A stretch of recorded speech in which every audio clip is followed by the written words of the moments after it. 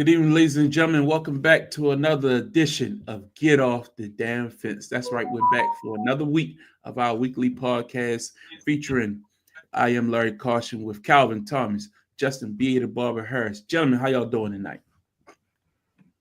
I'm cooler. Okay, you got the new mic set up. Okay, I just seen it. Oh, that Knicks residue finally starting to wear off on you. Hey, you got some residuals from the season. He said residue. They sent you some residuals for keeping them relevant this year. Okay, man, it's the same goddamn mic I had months ago that I just said, hell, let me just plug it back in and see if it works. That's how us hood folks do it. It's been a while. Let me try again. That's how you want a mic protector on there for the spit. Get some retrade.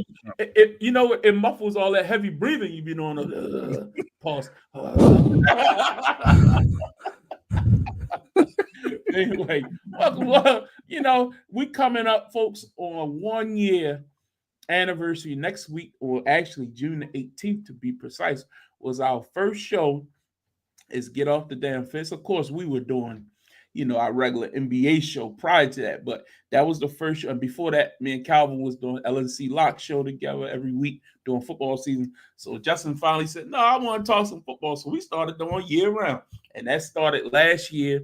And we haven't missed a beat each and every week. We've been here, 1 week off here and there. But for the most part, we've been here. So next week, we're going to do a big celebration. We're going to do a recap video throughout this next week. I'm going to be dropping some videos on the feed. You can see some of our highlights from the past year, but we appreciate all those who have been faithfully tuning in over the past year. We've seen the numbers increase. And of course, we record 9:00 at night. Sometimes people can't stay up late and watch us, but you check us out the next day. We see the views and we truly appreciate it. And as the week goes on, it seems like y'all keep watching. So we appreciate that. So thank you for all the people who have been sharing our videos, sharing it, getting the word out there. Get Off the Damn Fence is here to stay. And we're getting ready for another football season. Calvin, it's been 1 year. What's your thoughts? You're muted. All right. There ain't nothing changes. My fault. I apologize. Nothing. The whole year. That's all it was. It's been 1 year, as I was saying, but I've known you guys a whole lot longer. A lot longer than that, yeah. A lot longer. And just want to say, y'all takes it just as bad as the day I met y'all. I'm glad I'm able to bring some life, some knowledge, some truth to you guys' life. I know, no need to say thank you. You're welcome. Justin, we're coming up on 1 year. 1 year, and I'm moving forward. It's more so like a moving forward thing. Just great. I don't think any other show goes in depth when it comes to just all sports all year round. That's what we do, and we're gonna specialize in sports, in football more so than anything else. And you're gonna get 24/7 Ravens coverage. That's what we talk about, right? We're gonna talk about all these Ravens coverage. If you're watching this show and you're a Ravens fan, you should already be subscribed. You should already be subscribed to get these two gloss them, and then the objectifying take from someone like myself that sees it straight down the line. Clearly the only person that's in the Baltimore residency that's actually objective about the Baltimore Ravens. Let's be 100% real. There are more videos of us complaining about the Ravens than there are about us celebrating the Ravens. We are critical of the Ravens each and every week. Stop it. That is critical. Could be positive. There's slight plausibility. I've never heard you be critical of Tampa Bay. Never. And he took one shot at Todd Bowles one time. I haven't heard him take a shot at Baker Mayfield. No, of course not. Baker did no wrong. I don't see what you. One game, Baker turned the ball over so many times. He said, "Well, he was out there. He had to do what he had to do." He's due for one. I know what we have. Shout out to Shake and Bake, baby. 2025-26 is gonna be our year.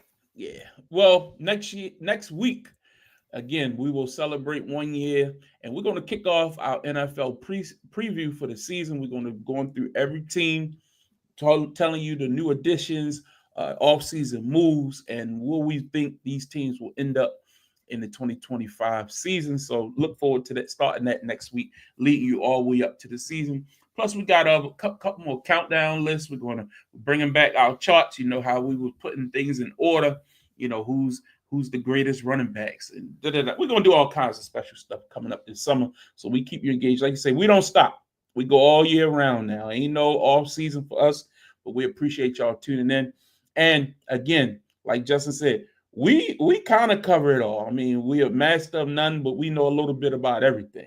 I mean, y'all, they are master of none. I'm master of a couple of different things. But you know what I mean? Like strong opinions on football, basketball, baseball, wrestling, boxing, MMA, whatever you want to talk about. Now, I ain't got no hockey. I ain't going to lie to you. That ain't my thing. But I can talk tennis. I can talk golf.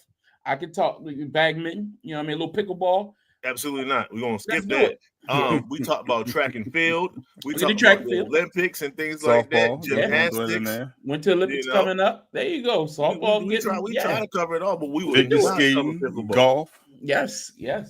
So again, if there's a sport that's popular that's going on, WNBA, it doesn't matter. We can touch it. So anyway, this week we're leading off with the NBA because that's what's going on. NBA finals are taking place tonight. And we're going to kick off talking about that. Now, last week on this very program, now, y'all, I know what y'all are saying. Now, these supposed to be experts. These are supposed to be experts on this very program. The guy on my far right said it was going to be a sweep. Didn't he say 4-0? No, I believe so. I believe so. Once again, throughout this whole entire time, I continuously get misquoted. I said OKC was going to win 4 straight. That's what I said. That's what I said. And they're on their way of winning 4 straight. That's like Brees Hall 2K last year. Is that along the same lines? Look on the game he played. He was playing the game. He had 2K on the game, and the following year. It's going to be when it kicks. See, y'all don't understand the vision. You know, I'm a visionary. Okay, so we're heading back to Indiana tonight. OKC and the Pacers are tied 1-1. NBA Finals has been the first game, man. I mean, wow. The Thunder had the game in tow for most of the contest, but then all of a sudden, the Pacers just went on a run. They went on a run, kept chipping away. Siakam, a little quiet, 19. Halliburton was quiet once again, didn't have a spectacular performance. A couple clutch threes by some different players. I mean, some unlikely heroes stepped up down the stretch. But then when the money was in the center of the table and it was time to make a play, Mr. Clutch came up big again.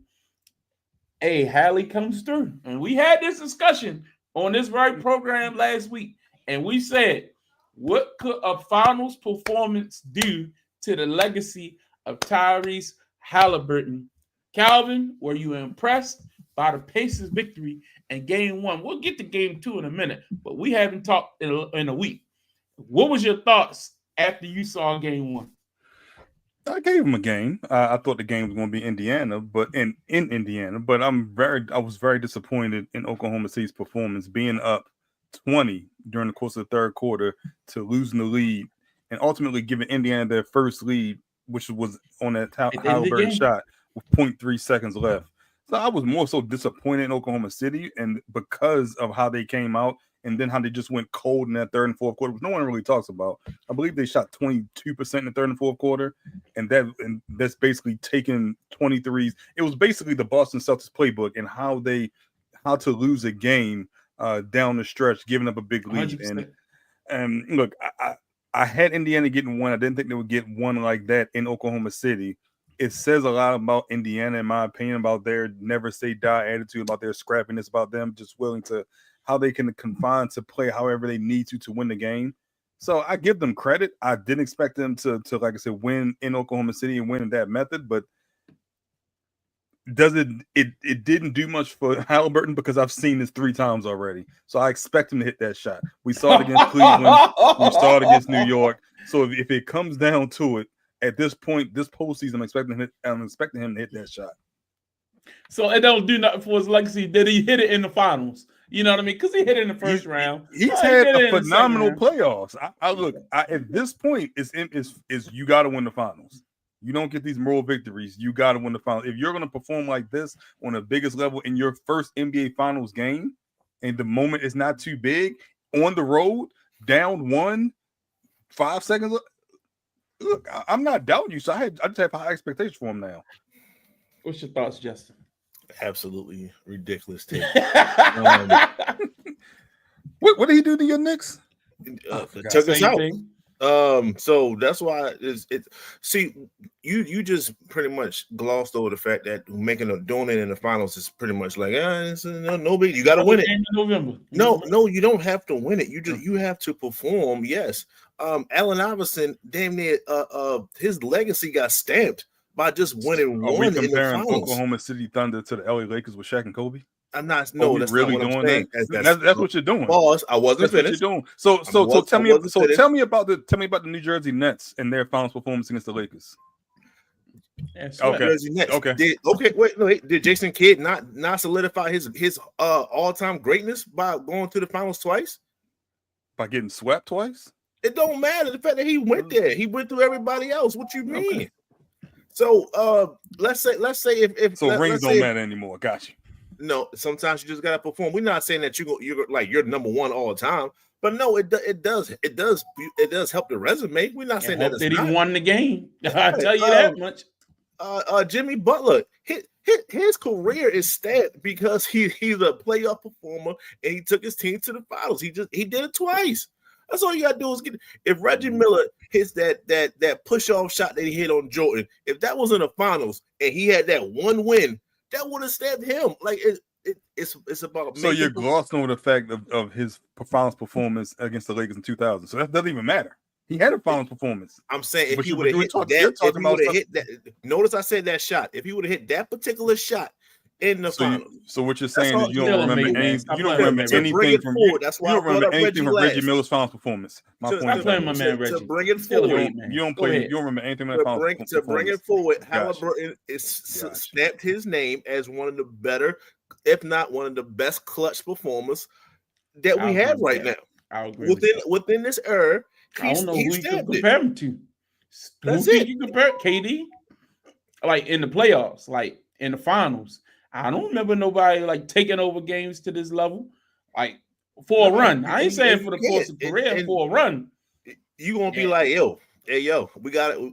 You're gonna be playing. You're gonna be. This is next year, the next year after, whatever the case may be. Highlights. If it's close, don't get the ball to Hallie. He has that now. That's him. He doesn't have to do this in any point except these 4 weeks in the playoffs. He did it. Okay. He did it. Come on, Cal. Okay. He did, and like he wasn't he is an all-star. He's an all-star, borderline all-NBA guy. And he's Mr. Overrated, right? Well, apparently that was only a select few of guys, and it wasn't everybody. It was like a select few that they athletic tapped into, and I think they should drop the list. Who's the pulled people? No, you'll never get a list again. I know they won't, but that would be that was foolish. No, anyway, I just thought for them to go out there in an environment, and OKC has been an overwhelming favorite all year. Let's not act like you saying you compare them to the Lakers. In this 8 NBA in 2025, that's basically who they were all year. Everybody was saying this is the team to beat. And I told you I was a chink in their armor. I didn't believe in this team after I saw Denver push them to 7 games. I said they're beatable, and this series won't be a quick one. I still got it going maybe 6 or 7. I still do.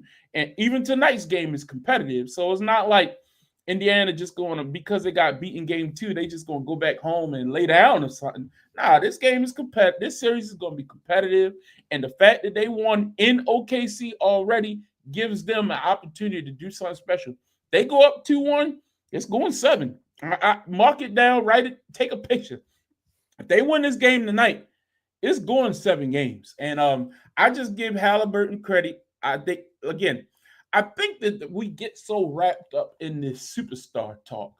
And I think that is what blinds people, because if you do look at the box score, if you do look at his point averages throughout the season, if you do look like some of the underwhelming performances, we would not be expecting some of the superstars or upper echelon stars of this league to average less than 20 points a game. You wouldn't consider those people to be a star player in this league unless they were a pass first point guard, someone like a Chris Paul, or I think that's a good comp for him. I honestly do think that. Chris Paul was never expected to be a 30-point a night scorer as a point guard. You thought of Chris Paul as a pure point guard who's a leader of his team, who set the team up to be better and could score in clutch moments, quote unquote. When he was in New Orleans, especially, I think that's what some of his best moments. When he was in the Clippers, they kept losing, but his style of play, he was never counted upon to be a 25, 30-point a night scorer. And I think Hallie, if he could average around 20 points a game, carry his team in assists, and come up big in the clutch, he could make a hell of a career. Like Jason Kidd, same type of game. You know what I mean? Like Jason Kidd ain't averaging no 25 a night. You know what I mean? Like a good average scoring percentage. But I don't think we should ever put him up in that range where you expected him to score 30 a night on a consistent basis. Can he do it?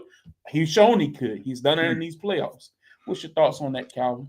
So you're saying he's the best pure point guard in the league? I ain't saying pure point guard, but I just think his game should be looked at more of a traditional point guard. But he has clutch moments. I don't think you should think of him as this modern point guard of a Steph, a Dame, one of these guys. That's why I said pure point guard. I'm not taking into account the shooting, or I'm just taking into account playmaking. Yeah, I think so. If you look at this year and use that as a template, because last year he was pretty high in assists too. I think he was averaging like 9 assists a game. So like, if you look at it like that, like to me, who is his comp? Who is his comp? Just purely not like a Luka who need to go out there and score 40 and still get high assists, or somebody like that, but somebody who's a traditional type point guard, doesn't average more than 25, 30 like Jalen Brunson, all these type of guys. Who's a shooting guard? But I'm just saying. But this league has become in such a way where we've gotten away from where point guards didn't average all the points your shooting guards would traditionally, or small forward was your leading scorer. Justin, your thoughts? For the point guard situation, I was looking at who led the league in assists. That's like a good starting point, right? So Trae Young leads the league in assists. He had 11.6. Trae Young, we know he can score, but I think people consider him a pass first point guard. I think he wants to pass, but more so than shoot. To Jokic, we're not going to count Jokic. And then 3 this year was Halliburton. He averaged 9.2. So if this team played like the playoff version of this team, he probably would be getting closer to 10, 11 assists a game. Like, this team is lights out once they get rolling. And then after him was Cade Cunningham. So once again, yeah, he can score, but I think he's he's a bit passive. I think he likes to pass first, get his team around him. So true. You know, that does lead to the fact that he does like to pass the ball. He does get the assist, and if he needs to score, he can score. That's the thing. When you say per point guard, in the past we used John Stockton to come to mind, right? Something like that. Where if I need to score, the players of today, they have to score. They cannot be a Ben Simmons. Ben Simmons could have been a pass first guard, right? But he can't score at all. So you need to score. You need to have that threat of scoring, and Halliburton has the threat of scoring. He can get to the bucket at any given time, anytime he wants to. It's just he doesn't want to. That's a good point, Calvin. Yeah, I agree. I was thinking about this pure point guard thing, and just in regards to like playmaking and not really taking into account shooting, what the point guard position has turned into. And I think he may be the best in the league, at least right now. I'm just thinking about who would be his comparables.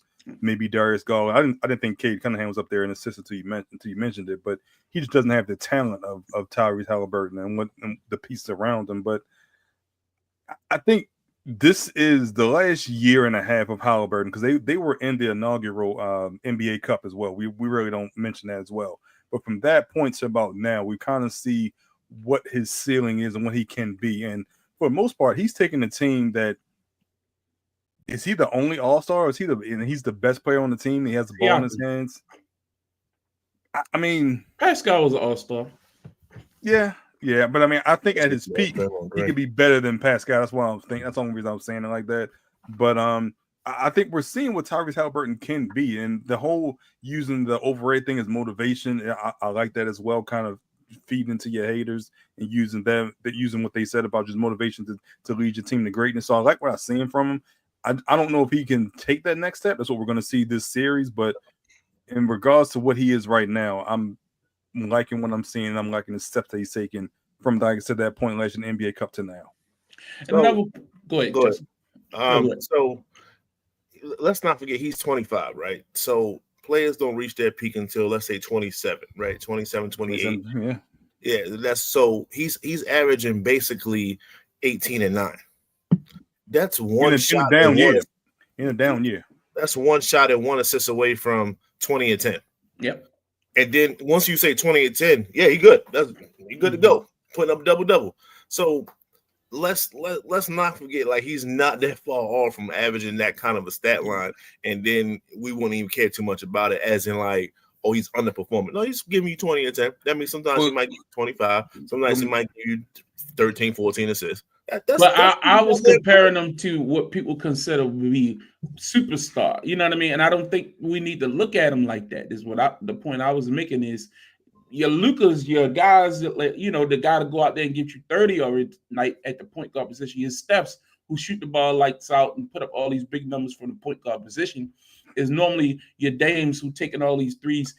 That's the comp that people want to put, but I don't think that's his category. I'm gonna call him out. And I've seen it, I've been watching it, and especially knowing, like, experiencing the Indiana Pacers for 2 years in a row. He wants to be a superstar, and he's frustrated that he's not one. That the WWE thing, he does things like that. Look how animated he is when he's playing. But that's good for him. I think that's good for him. Can he become a superstar in Indiana? He's already. I think he can, and that's why I say it's different levels to superstardom. I think we need to be a superstar player in Indiana. That's what I mean. No. I think now, like I told you, when we talking about what a superstar is, it's box office. It's not just about your Indiana. Everything that Larry's about to say is a check mark for Indiana. The league, no, for Indiana. Yes. Yeah, but that's what you said. Can he be a superstar for Indiana? See, Giannis did it in Milwaukee. Giannis did it in Milwaukee. We've seen it happen. It's not like it can't happen. You know what I mean? San Antonio wasn't nothing until people say, well, they boring or whatever. That was because of style of play. But you can be a superstar. LeBron was a superstar in Cleveland. Like, Cleveland was nothing. You know what I mean? It's about the player. I'm not comparing them to LeBron. I'm not comparing them to Giannis. I'm just saying, if you keep having performances like this, you're going to make yourself a superstar in the eyes of the public, where you're a household name, where you're something, where you're Hallie. It's those games where he puts up 7-8 points. He got to kill those games. Yes, he has got to get rid of those type of performances. And then once that's probably why he averaged 18, because he probably had some of those games throughout the season. Duds in there, yeah. So if he's bona fides at legitly scores 25 a game and puts up plus 10, plus 50, 10 to 15 assists a game, and then take another deep run, he's going to be in MVP talks. All right, let's look at it from the other point of view. So Shai had that lead, game one. You're the favorite, MVP coming in there. All right, currently the score is 42-47, Indiana. You go down 2-1 after blowing your home court lead. Now, you win. I think everybody knows OKC was the overwhelming favorite. But if OKC loses this series, being the better team all year long, what does that do to the perception of Shai Gilgeous-Alexander? I'll start with you, Justin. It'll be shocking if they lose this series. I'll say that. To be that dominant, somebody had to fall off some kind of way. And I'm just trying to think of I'm trying to compare this to years past, and I just can't. Besides the Golden State losing to Cleveland 3-1, when they was up 3-1, but this LeBron James, that's LeBron James and Kyrie Irving. Yeah, that's a little different. Dallas and Miami, but even Dirk ain't Hallie. But I get it. I mean, it's a comp. Well, Hallie ain't Dirk. But because Dirk was already MVP, so it's like Dirk he was on the downside though easily. You think so? I mean, he was right in the middle of his prime. He was right there. That was like a 2-3 year period. That's 2000. He won an MVP in 2006. You talking about a 5-year period? Okay, so he had a fight. Yeah, he was okay. Legitly, was he coming down from the? When did Dirk really become Dirk? Like 04? Yeah, like okay. He didn't have get a 6-year window. Like okay, that's still 2010. I don't. Okay, I get what you're saying. Your point's. That's still that was a little hate in that, but it was a lot of truth. But I think that's the only comp I can think. Yeah, it'll be hard for Shea would have to win next year. Shea would just had to be right back in the spot and win in order to exercise those demons. But that means that somebody on that right side, either Pascal or Halliburton, elevated. We might call them a superstar after this game. After this, if they can beat this team like that. So that's tough. I didn't even fathom that aspect of what does that look like for Shea. I know when he was missing those fourth quarter jump shots. I was like, well, shit, y'all need to stop comparing that boy. Well, then Kobe did miss some late shots. That's neither here nor there. It just didn't look good. Yeah. What's your thoughts on that, Calvin? I think it does more for someone who's not even playing, and that's Jokic, than it does for Shea. I think it validates or it gives credence to him being MVP because we've seen Jokic succeed on the highest level when he was the favorite. And why you say that when he beat him? He beat Jokic in 7. Okay, you know what I mean? Look, I'm not a conspiracy theorist, but I still wonder why you held off and wait to announce the MVP after that series was over. They said something about the schedule, or they normally like to do it on BS. Certain days. That was BS. Yeah, I didn't get it. Yeah, that was complete BS. But I don't. I think because Shea can get back and I just think they'll be more so focused on this team wasn't ready. Maybe Shea wasn't ready. Did we crown Shea too early? That type of talk. Because they were here last year in the conference finals, and then they take that next step and get to the finals, and then the heavy favorite. So if you lose as a heavy favorite, and also I think if you lose, you got to make a move. If you're Sam Presti, you got to cash in some of them chips, cash in some of them picks, and make a move and do something to get this team over the hump. Because you're not Shea will get the majority of the blame, but you're going to blame Chet, you're going to blame Jalen Williams, you're going to blame Lou Dort. There's going to be a lot of blame to go around. So your boy Chet haven't been looking too good. I tell you that much. Like I don't like the change in with now starting Hartenstein. I didn't understand that to begin with. I don't like that. And you didn't play them together until game 2 in the second half. Mm-hmm. I feel like you have a defensive advantage if you're worried about Siakam and who's going to guard him. Okay, that means the ball's out of Halliburton's hands. I'm okay with that. That means that I can focus in on what's going on. It's going to Siakam. He's going to be on this side of the court. He's going to make 1 or 2 moves and take a jumper. I'm okay with that. It's not Halliburton trying to make a play, getting everyone else involved. Okay. Well, like I said, game 3 is going on right now. Game 4 will be on Friday in Indiana. Very interesting. Remember, this is not the old format, so it is a 2-2-2-1-1. Did y'all like 2-3-2 or whatever? What was it? 2-3-2. 2-3-2. Yeah. Did y'all like that better, or you like the whole? If you were the favorite and you had them 3 home games, I felt like it was a wrap. Yeah. But you were never the favorite. Had those 3 home games. It was always. No, I mean, like you can just not have as good a record as the team. If you still game 1 or 2 on the road, and then you go back home for 3 games.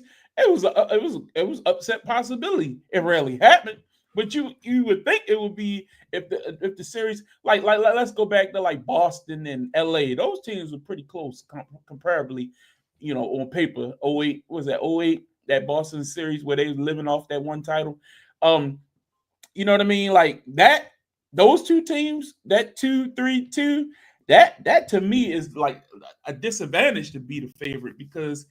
You slip in one of those games, you gotta go on a road for 3 straight games. That's tough, man. So I do like the 2-2-2. You know how long the 2-3-2 was incorporated? A long time. 85-14. Exactly. That is most of our life. That is a long time. They did it for flight reasons, so you're not traveling back and forth and all that. Because we know what it was in the 80s and stuff like that, right? LA, it was hard. It was tough. Yeah. But no, with how easy it is to travel now these days. No, I'm glad they changed that format. But yeah, I mean, all I know is Jordan Game 6, so he was fine with it, I guess. But that's what I'm saying. Think about how many upsets have we really seen when it was in that format in the NBA Finals. We know the Bulls were favored in all 6, and they won all 6 of theirs. San Antonio, Detroit. 2 games at home. Y'all won game 7. Yeah. Well, we were supposed to beat them. I mean, y'all won 6 and 7 at home. Like that was. We did what we were supposed to do.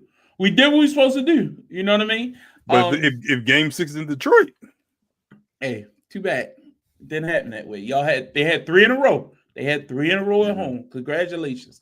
But yeah, that's just something to look at, just the maturation and changes to the game. Are those things for the better or for the worse? And we'll continue to talk about that. Jesse, you about to say something?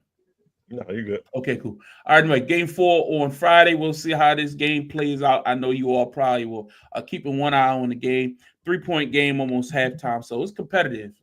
High-scoring game, like I thought it would be. I know a lot of people thought that Thunder defense would put the clamps down on the Pacers. And no one said they was going to blow them out every single game. No, not blow them out, but the Pacers have been scoring in every game. Look, I mean, 107 is still over 100 points. Not game 2.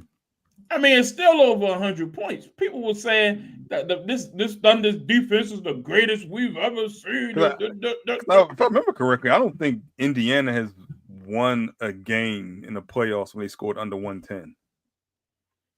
Has won the game yet? Well, they have won a game scoring under 110. Every game that they won, maybe probably 110. Yeah, maybe. Yeah, they're that sounds good. Yeah. So anyway, 1-1. We'll see what happens later tonight. Some news coming out this week. There was now, of course, this was thrown out on Get Up. I was watching Get Up, and Wendy came on and said there's this rumor going around, possibility of Jason Kidd might get traded to the New York Knicks. Some type of deal had to be agreed upon by Mavericks leadership. Huh? That's what Stephen A. got it from. Yeah, that's why he phrased it like that. Yeah, it was windy. I was watching it when it happened, and everybody was like, "Whoa, what?" Anyway, so it got me to thinking. Now, today I heard some people refute that, and say they denied them. Yeah, Dallas said they wouldn't be down for it, yickety. But if that's not the case, I mean, first of all, I'll go to our resident Nick. Do you want Jason Kidd to be your head coach? One, and if not, who? Talk to us. Last week I said it'll be Johnny Bryant, and he's still in the runnings. These other guys I just think are is Jason Kidd, was that serious? I believe it was. I believe they're going to try to kick the can. Why? Because it, one, brings him back with Jalen Brunson, and 2, it opens the door for a potential Giannis trade. Giannis might see Jason Kidd. He loved playing for Jason Kidd. I would like to go to New York after that. Dallas is not going to let that happen, clearly. So it would have to take Jason Kidd to say something, and I don't think Jason Kidd is going to say anything like that. But Jason Kidd is not. This is not the first time he would have been traded. He got traded from Brooklyn to Milwaukee. So you throw couple second round picks. Here you go. Maybe throw some cash on the way in, and it could get done. But teams are saying no. We offered. We talked to them. We talked to Emi Udoka from Houston. He said no. Mm-hmm. Teams are saying no, and I just think that these are all smoke and mirrors. Hey, if we can get a decent coach out of this, let's rock with it. But I don't think that none of these things are serious.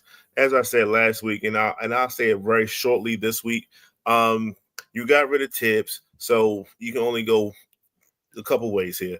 If you're going to get a defensive type of coach, then you would try to get someone like KD. Why? Because he is his own offense. Right, get rid of Cat. Better defender as well. if that's not the case and KD is saying no, I do not want to go to New York, then you scratch the whole defense and coach thing and you go offense. You just go double down on what you're good at. Offensively, you have Cat. Offensively, you had Jalen Brunson. You need to come up with ways to make that work. So go with an offensive-minded coach. They can have some pick and roll, some movement on the back screens. Mikal Bridges is very good from the inside paint area to the outside. OG likes to work from the outside to the inside.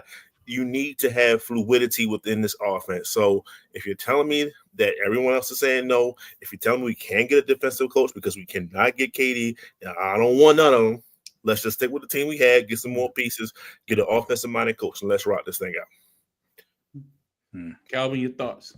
I actually thought Kidd was going to end up being the coach because when there was smoke, there was fire, and there was so many reports about a vacancy in Dallas, and there was talk like, which is the best situation with a coaching vacancy in Dallas, and I'm like, what coaching vacancy is there? So I actually thought that Kidd was going there. I'm surprised that Dallas denied them an interview.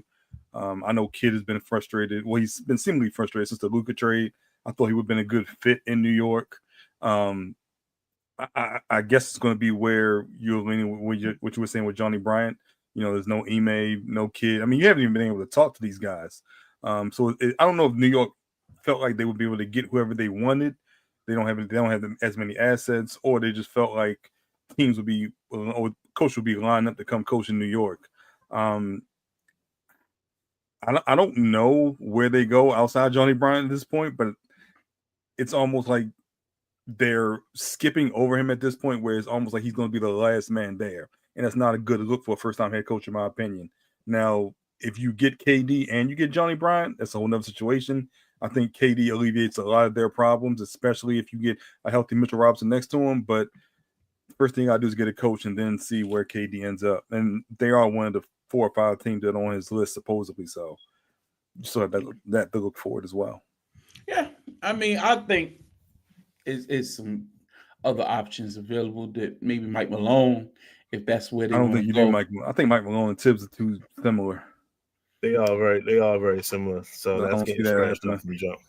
But in what way? I never in the way that rotations. In the way that they rely on vets, don't really build up their bench, ride their stars.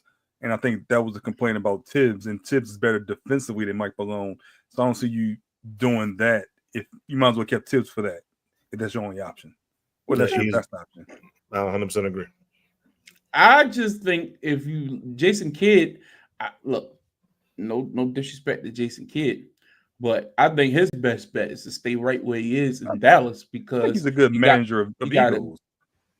So, manager of talent, I should say. I'm not saying he's a best X and O's, but he's a good manager of. Where has he had success? Getting Dallas to the finals is a success.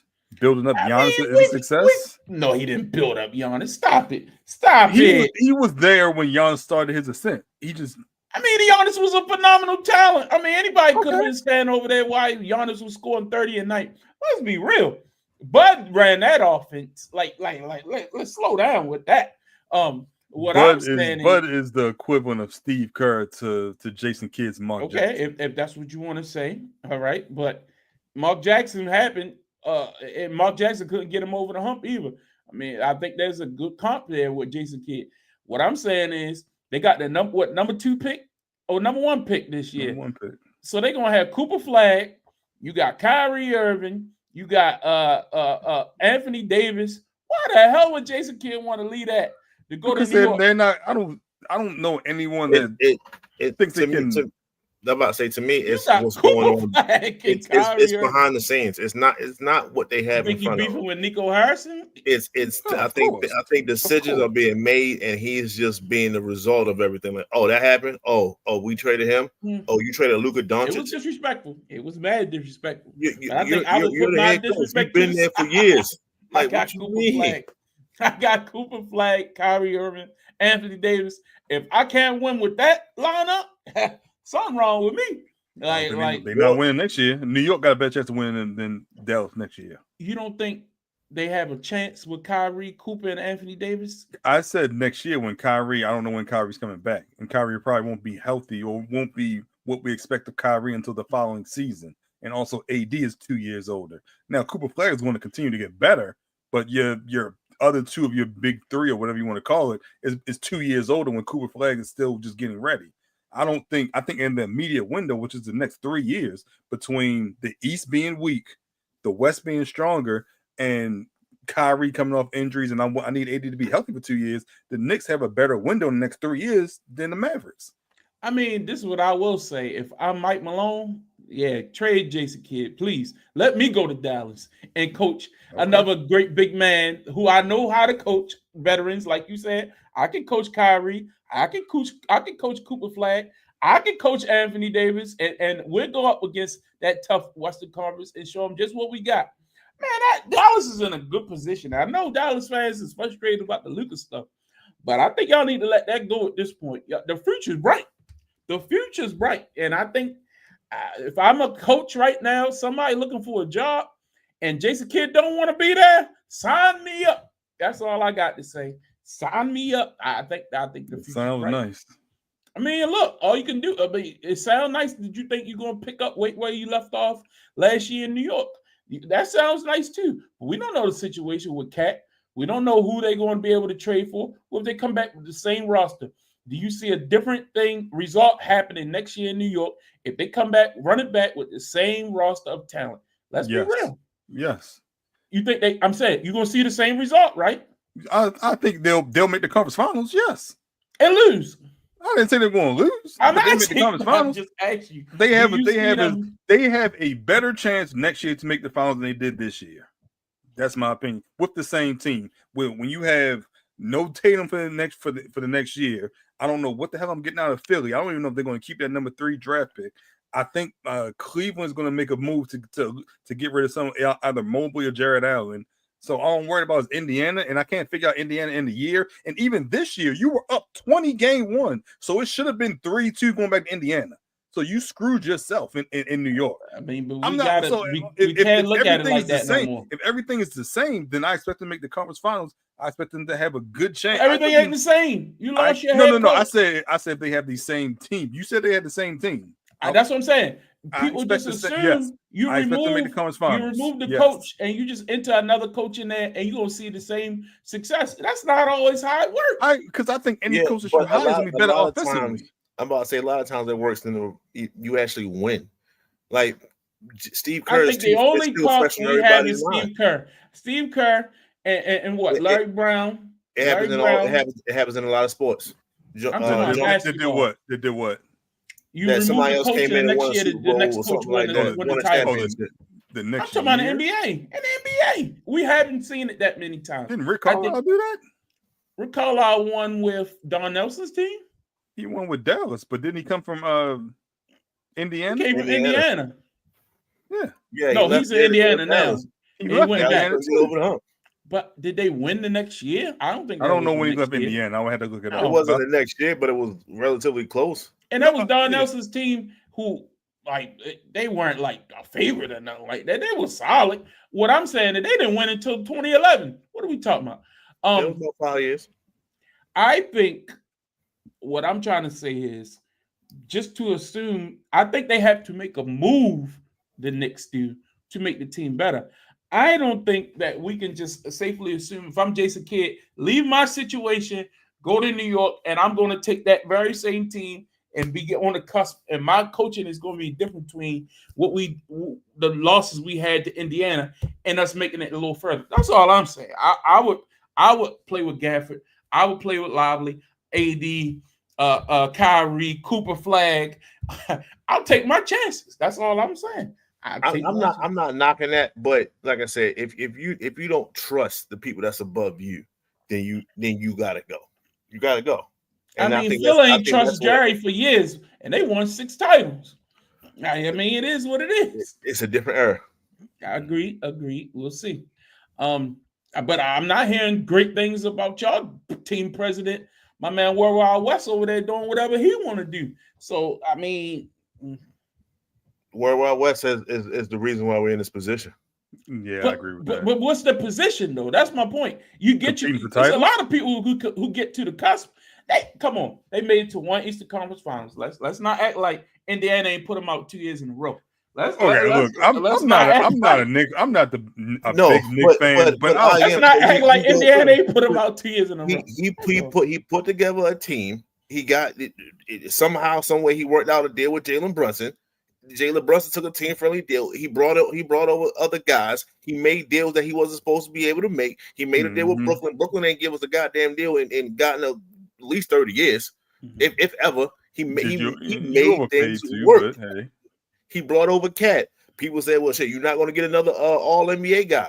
We got an All NBA guy. We brought one over. Now is Cat the best one? No. Got one. And then you could say, is he done? He might not be. We talking about possibly getting. I'm not going to go to possible. Right, that's what I'm saying. That's what my question was. This team, as is currently right now, I said you would have to make a move. That's what my point was. Worldwide West wasn't there when KD was a free agent in 2016, right? I don't know. Okay. We still remember the original plan was for them to go to the Knicks, right? The original plan, KD and Kyrie wanted to go to New York. New York.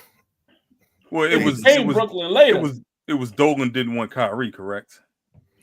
Kyrie was the hassle point in that situation, and it proved itself correct. To be honest with you, call it what it is.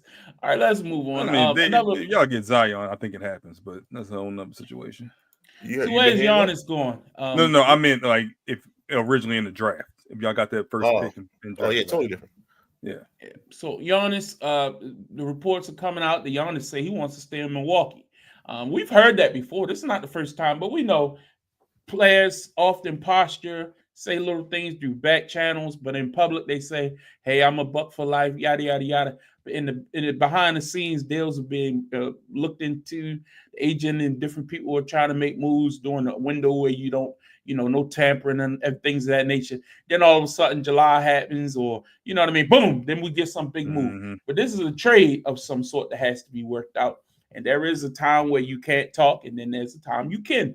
So right now, I don't think you're going to, of course, you're not going to admit to the public, yeah, we're looking into trading Giannis. But where do you see him going? What's the latest, Calvin?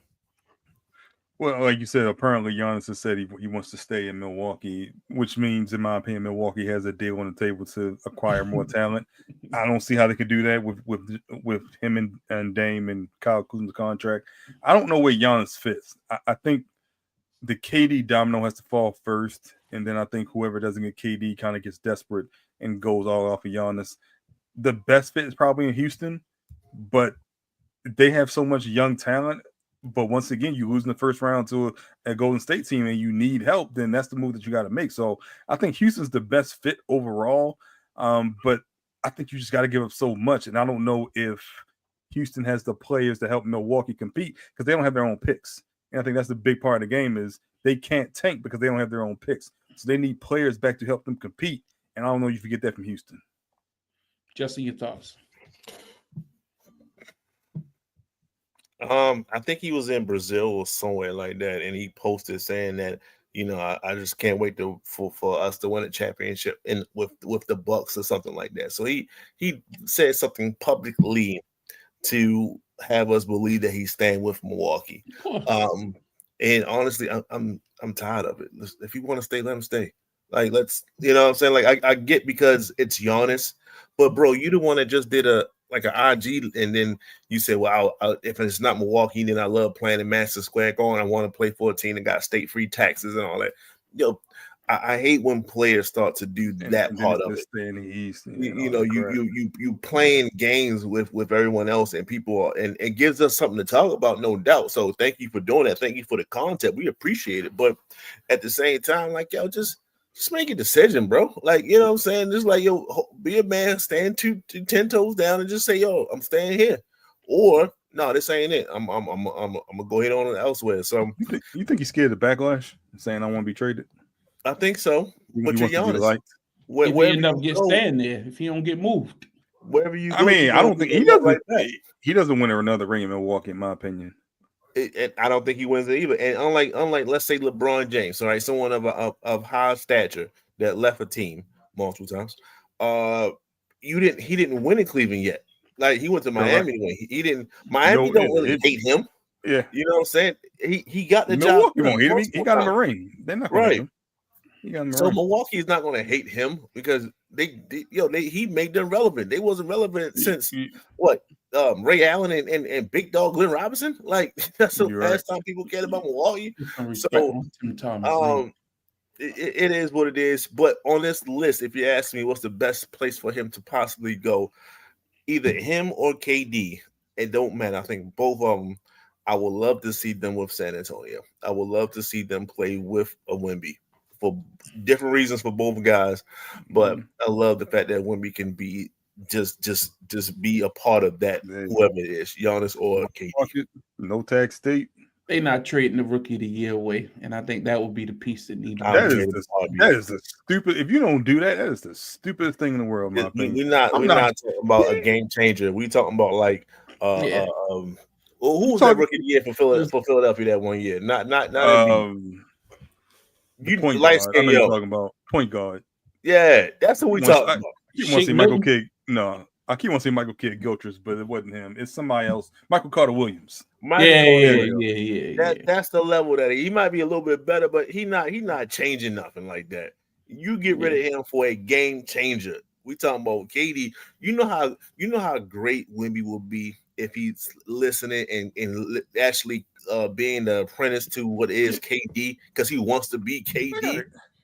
Can we say that he was Rookie of the Year, 1 because of the weak draft, and 2 because Wemby got hurt? Because if Wemby was there, he wouldn't got the same touches. So I understand you're Rookie of the Year. You have that accolade. You have the trophy. Like Mike Miller. Yeah. Hey, he's still Rookie of the Year because Kenyon Martin got hurt. And look, if Giannis say he want to come to the Spurs, hey.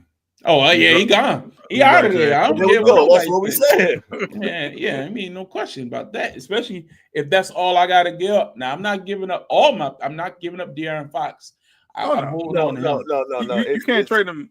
Well, I don't think you would trade him anyway because he's in the last year of his deal. So no, you keep him. Anyway. You keep Wemby. Everybody else is. I try to keep 2, but I mean, I think that's hard to do. But I give up the Atlanta picks in a heartbeat. Mm-hmm. All right, let's move on to the NFL.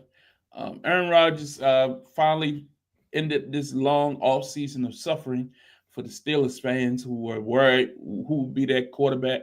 Would they be stuck with Mason Rudolph? And he decided to finally sign his contract and report to mandatory minicamp. He is a Pittsburgh Steeler. Calvin, Aaron Rodgers in Pittsburgh, how you see this going? I'm not worried about the third best quarterback in the division at best. Y'all have no TJ Watt right now. Y'all have Patrick Queen in the middle. I'm not worried. I'm not worried at all. Justin, your thoughts? Was this a good signing by your former Jets quarterback? You want to help Najee Harris get 2,000 yards? Najee in LA. In LA, my fault. Who that running back? Is it Jalen Warren? Jalen Warren. I don't know who the backup is. What's the question? I'm sorry, Calvin threw me off. Do you like Aaron Rodgers going to Pittsburgh? Will he have more success than he had in New York? How many wins did New York get? 4? 3 or 4, yeah, something like that. Yes. He will have more success. They won like 7 games last year. The Jets? The Jets. Yeah. Okay. Hey, at some point they don't matter, so I stopped counting. So let's 5-12. My fault. 5. Okay, so I said 4, so they got 5. Okay, that's definitely not no damn 7. So yes, will he have more than 5 wins? Yes.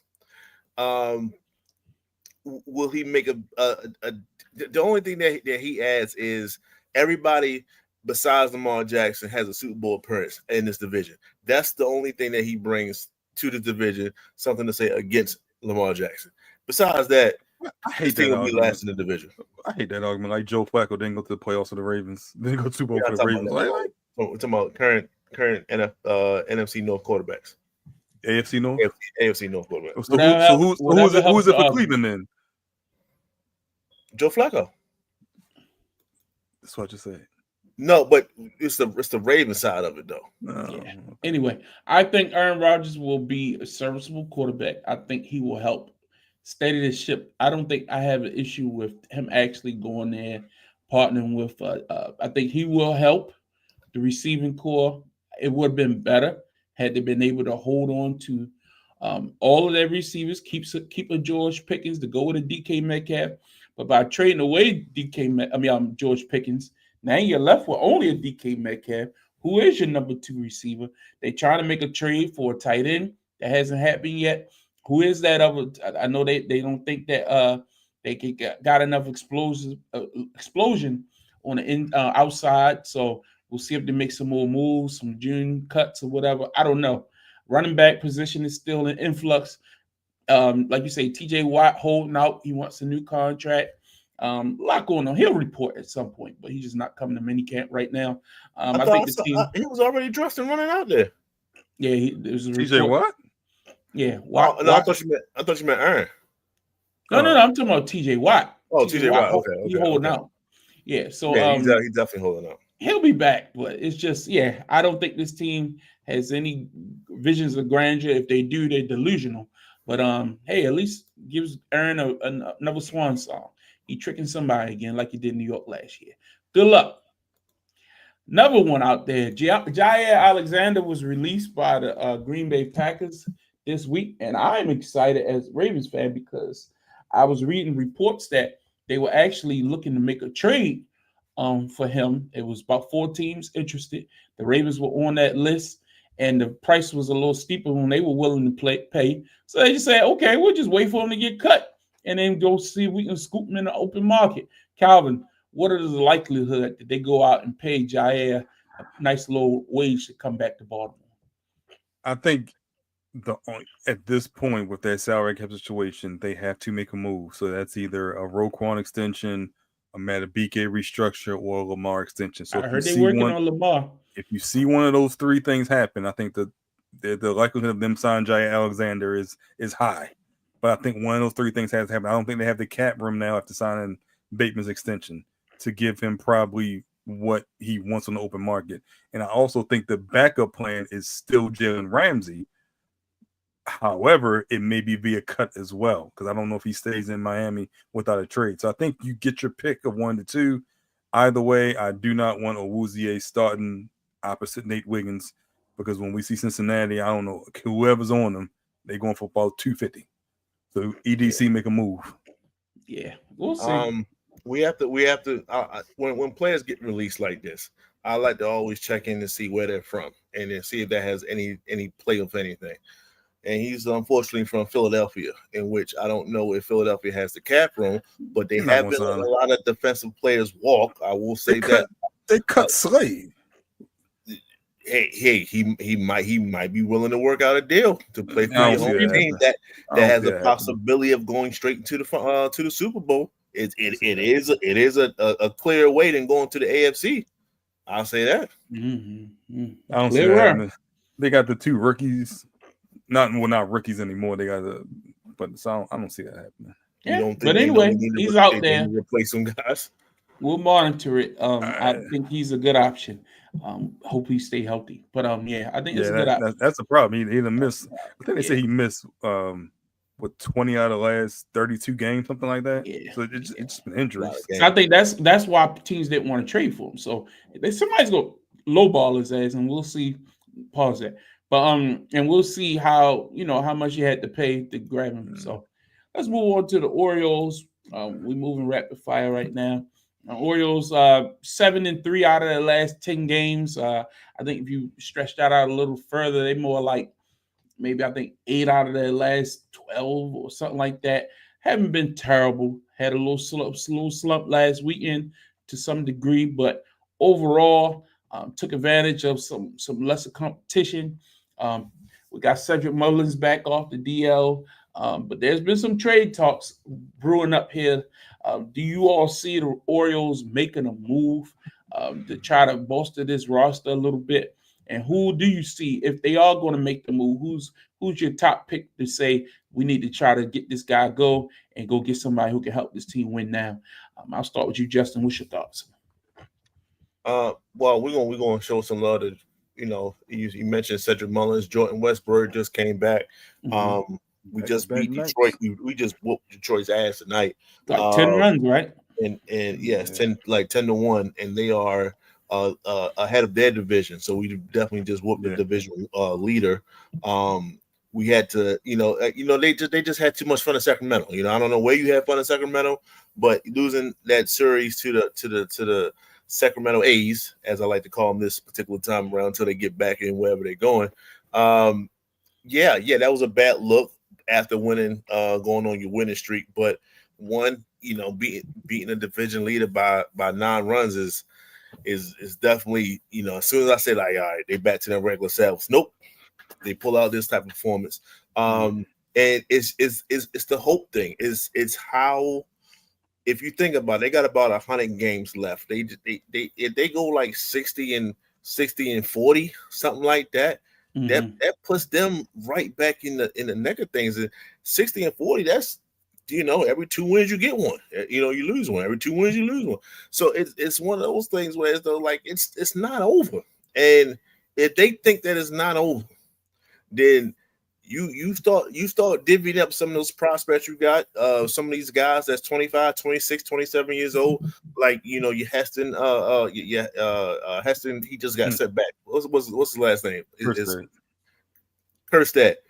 Get rid of him. Get rid of a lot of these guys. Try to find whatever pitching that you can to go along with it, because now our bullpen is actually being on a positive side. Try to find a starter or two. If you got to pay, you pay. You get them in. We definitely escaped the Corbin Burnes one. It's sad that he had to go through that injury, but this is just a rep thing. He would have had that injury with us had he been re-signed with us.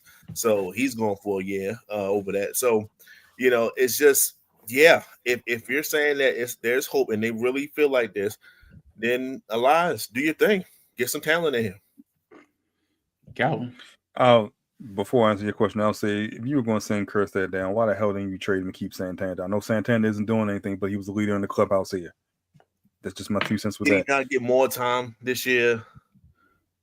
Kjerstad got time because Cowser got hurt, though.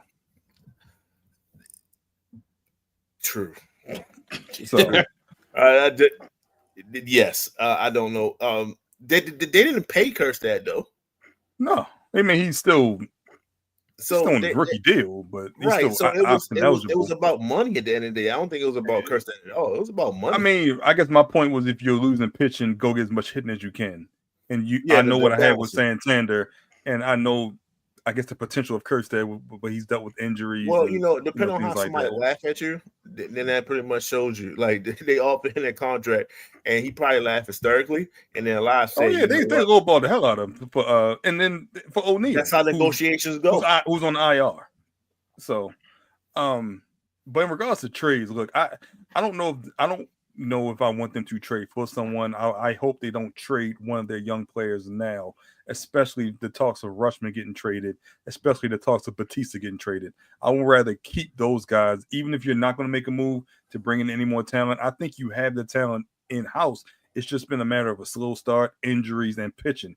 Supposedly Grayson's going to start throwing again, and he'll be back up here in the beginning of July. You got Gibson coming back in August, so you have pitching coming back.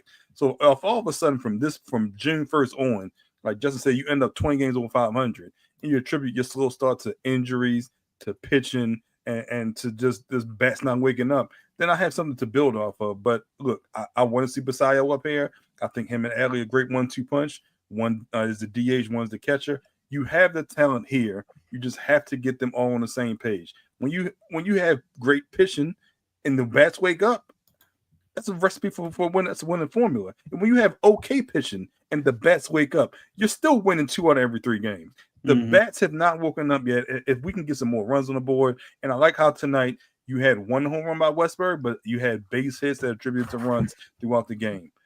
I don't want to see anyone get traded. If you tell me Mullins has to go, I'm not upset at it. Give him a chance to win a ring. Give Cowser every day. Give Kjerstad a chance to win the play every day. Mullins go, just bring back somebody that's actually like American black. That's all. He's just the only American black guy we got on the team. That's all I'm just saying. Just keep. If you're gonna send one, bring one. That's all I'm saying. But I can tell you, I ain't want to throw you off, but just you threw me off. That's all we got, brother. That's all I'm saying. That's all we got. Got to keep a brother, man. Got to. You in Baltimore, Maryland. God damn. Even we had Adam Jones. We always had a token. You know what I mean? You gotta have one. But anyway, yeah. What about Sir Anthony Dominguez? That nigga from Dominican. No. Anyway, no tellers. Let's move on to the world of wrestling because there's a lot to cover in wrestling, so we left a little time for that tonight. Wow. What can I say? It's been a wild week. Coming off of a weekend where we had a Worlds Collide pay-per-view, we had Money in the Bank. Monday Night Raw was newsworthy. But we're going to start with the biggest news of the week. And that's what happened on Monday Night Raw this past Monday night when Gunther defeated Jey Uso to become the World Heavyweight Champion for the second time. Yes, if you're saying, didn't Gunther just lose that title at WrestleMania in what was that, April the 20th? That was 51 days. That's enough. A mere 51 days ago, Jey Uso captured the title after, yeeting his way all the way into the hearts of America. But Gunther was able to defeat him with the same move that he lost the title, clean as a sheet in the middle of the ring. Many people were stunned, including myself. I was watching, and typically I don't watch Raw live. I go a little later so I can fast forward through commercials. But on Monday night, I was at work. So I popped it on. I was like, this is interesting. Okay, main event, a World Heavyweight title, maybe in some type of disqualification. That was a typical. Now, I had no inside information that this was going to happen. Come to find out, this wasn't a last-minute decision whatsoever. This was a plan of happening. Jey was never intended to hold the title, but for so long. And then there's also a rumor that he'll get it back. And I'll go in a little bit more depth. If you really look at the history of the Attitude Era, in the Attitude Era, you very rarely, there was a time where the title was switching hands every couple months, and it kept things fresh, lively. You had to tune in to Raw. You had to tune in because you might miss something. You can have a big match on Raw. You can have a big match at the monthly pay-per-view. The title would switch hands. It's like, wow, the championship was just switching all over the time. And now, in the last couple of years, we've had these long title reigns where you got your Roman Reigns holding the title for 3 years straight. You had your year-long run by Gunther, year-long run by Cody.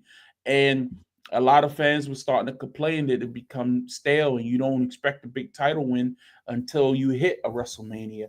So if it ain't WrestleMania and it's a match they're advertising, most likely the title is not going to change hands. So it's becoming predictable. Also, they want to pay a little fan service. Jey was hot. Jey was over. The crowd was behind him.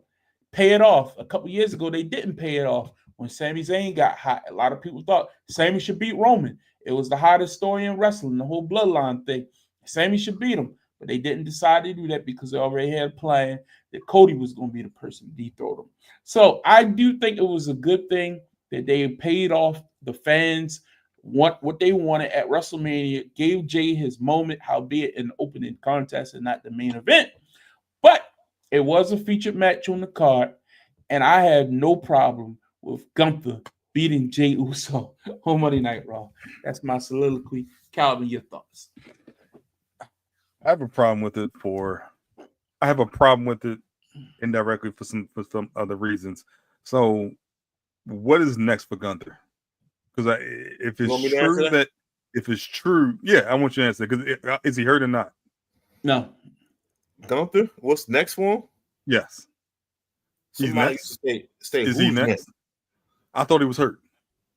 He's not hurt. Who's hurt? I thought Goldberg was hurt. No, Goldberg was getting hurt during his training. Correct, during his training, yes. Yes. And I heard he injured his shoulder and he could barely lift over his head. He said it. Ain't no hurt. He said it. Okay. But that's Goldberg. Right. So I think he's playing. I think that's the work. So the plan is for Goldberg to beat Gunther for the title? Hell no. That's the last match. I don't know about beating, but I think you might even see him on Raw this upcoming Raw. So he's going to lose the last match? Yes. It's the last match, right? So he can't. 1,000%. You could have gotten that feud out the way before Gunther won his title again. So either if Goldberg comes back, and I think is Goldberg going to beat him as I just mentioned, or down the line is Rollins going to cash in on Gunther, because we know the end game is going to be Rollins and Reigns at WrestleMania, and Rollins isn't cashing in on Cena. So we know the end game for Gunther at some point. We know who Rollins is going after. It's become predictable, and I don't want to see another boring Gunther reign. Well, here's my question for you. To toss it back to you before Justin gets in here. You're saying it's predictable. Did you predict that Gunther was going to beat Jay on Monday night? No, I didn't see the benefit of it. No. So, who's Jay's big opponent that you excited to see him face next? Who's Gunther's opponent I'm excited to see him I'm face? asking you a simple question. Who was Jay's opponent that you excited to see him Jay face is more next? Jay is more exciting than Gunther and can make a match more exciting. I'm not excited to see Gunther do what? What am I excited to see Gunther do next? When was the last bad Gunther match you saw? Go ahead, name it. Name what opponent Gunther hasn't made look better. I just asked you, what is next for Gunther? And you said Goldberg. And that's I didn't say that. I didn't say that. We know that's what's next for Gunther. No. I didn't say that's what's next for Gunther. So Goldberg. So he's not fighting. I'm gonna let Justin go. Then I'm gonna tell you what's going to happen. You asked me, was Goldberg hurt? That was not the question you asked me. Okay. But go ahead, Justin. Your thoughts. So when I saw Jay's son come out, I knew it was over. I knew he was going to lose. Well, I didn't think that because his son came out with him last week too, and at the pay-per-view. But go ahead. Yeah. Right, the pay-per-view for the title, for him for the title. I knew he wasn't going to lose against Logan Paul. They I don't know. I don't think that they can fully put the belt on him yet. Mm-hmm. And the tag team, I'm not worried about the tag team. But when for this thing that's been advertised for weeks, you knew he was going to lose. I knew it. It was advertised too long. That means he had to maintain the belt, and they threw in Logan Paul to kind of like, hey, I can win it. No, you're not. It was going to be that rematch, and he lost on a Raw. It's always great to lose on a Raw versus PLE, right? It helps your mystique in a way. So this is not the last we're going to see a Jay. See, let's say the problem. Let's bring back Kofi. The problem with Kofi is he was with the New Day when he lost, so he went right back into that triple tag team type of thing that he was doing.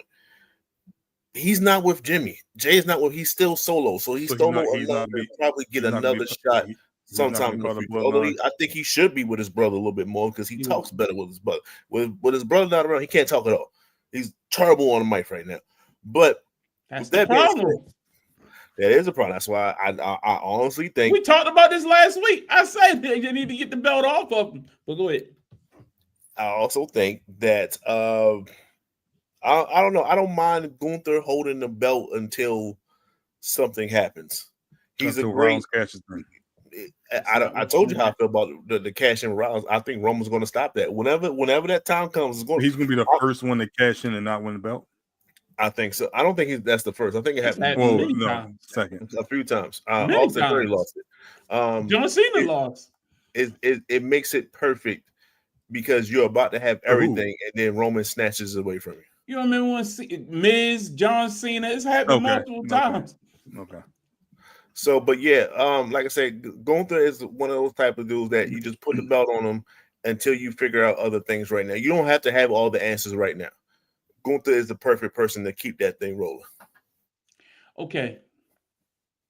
Again, I get it. And you can look at this one or two ways, but you got to look at not just that he won, look how he won. Look that he won clean. Look that at the end of the match, he rose the belt, the fireworks went off. And you got to know it's a babyface turn coming for Gunther. Gunther will not be a heel by this. In 6 months, Gunther might be one of the biggest baby faces. They're going to turn him into the Brock Lesnar. It's coming. It's been little crumbs of it being leading up to this, but eventually he's going to shake the hand of the guy who beat him and say, hey, you got me, yada, yada, yada. And he's going to be the guy to go after Braun Breaker and him going to have a feud. He's going to be the one smacking around Rollins' lackeys.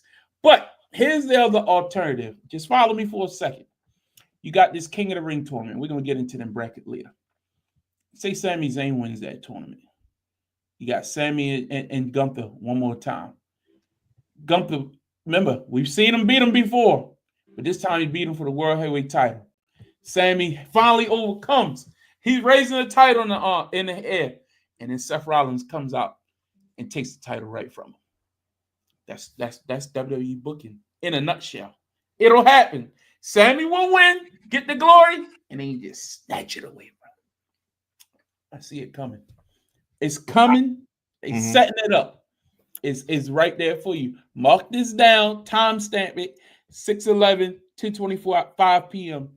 I told you first. So 2 things will happen over the next 6-8 months. Gunther will be a babyface at some point. Sami Zayn's cash in for the title will be, his title victory will be thwarted by Seth Rollins cashing in and winning that world title. That's my prediction. And I'll say this about the Gunther thing, and it's funny that you brought this up. I did hear him. I think he gave a post-game interview, a post-match interview, and he said normally, this is him talking. He said normally when someone wins the championship, it's a whole bunch of people waiting for him in the back, clapping and cheering and stuff like that. He said by the time I got to the back, no one was there for me. I was all alone.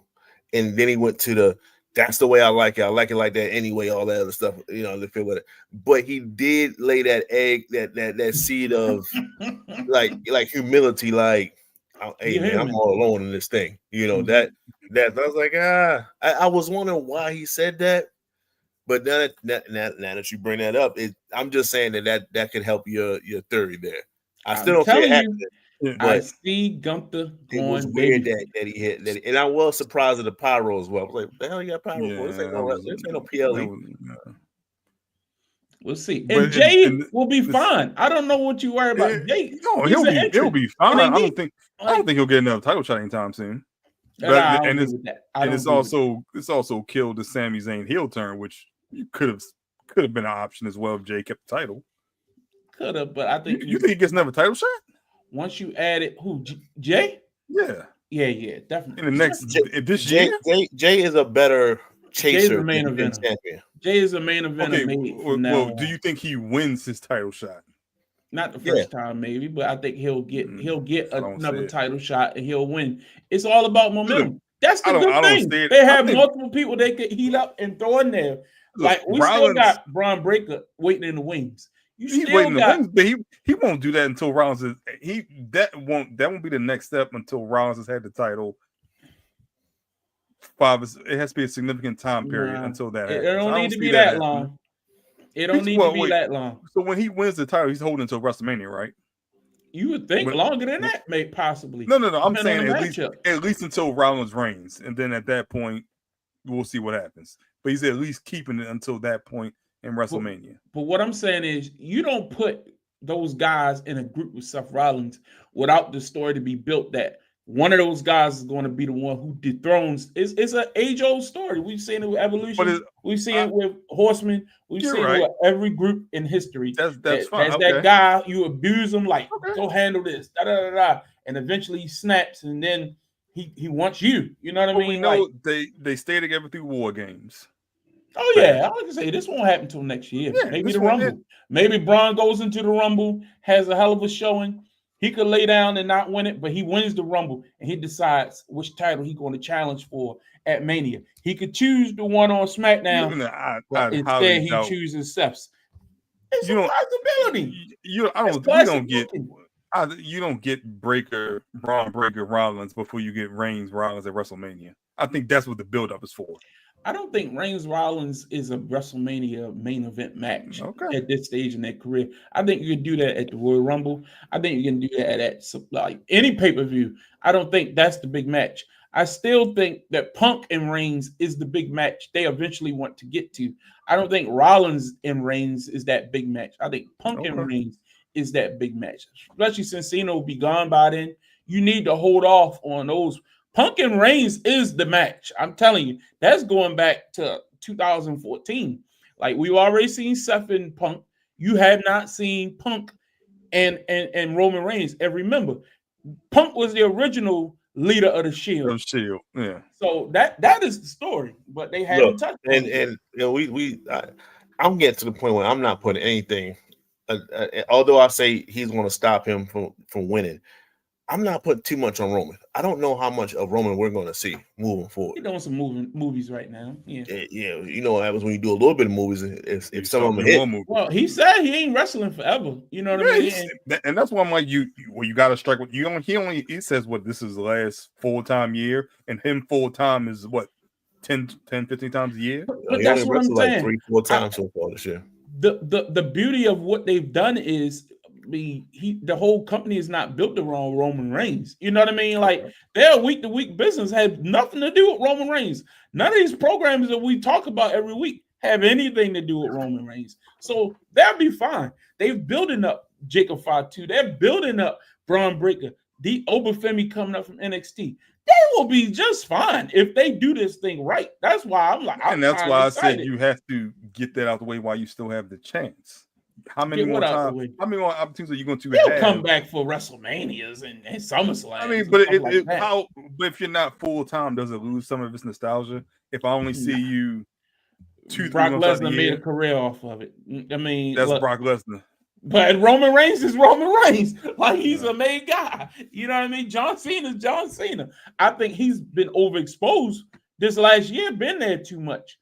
John Cena is not that worker he once was. I'm just saying, like, I think Roman can still get you that appearance. Anyway, let's keep moving. Another big happening from the weekend. In the main event, it was a tag team match between John Cena and with his tag team partner Logan Paul versus Cody Rhodes. And Jey Uso, that former heavyweight champion, will tell you all I think about him. And in the end, R-Truth comes out, the guy formerly known as R-Truth, revealing himself.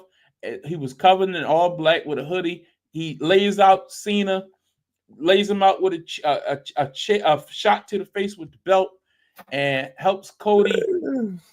Yeah. But there was no damn shot to the face. Yeah, Cena, whatever it was. Man, Cena he was like this far off. Oh, Jesus. He was taking no shots right now. It was the adrenaline.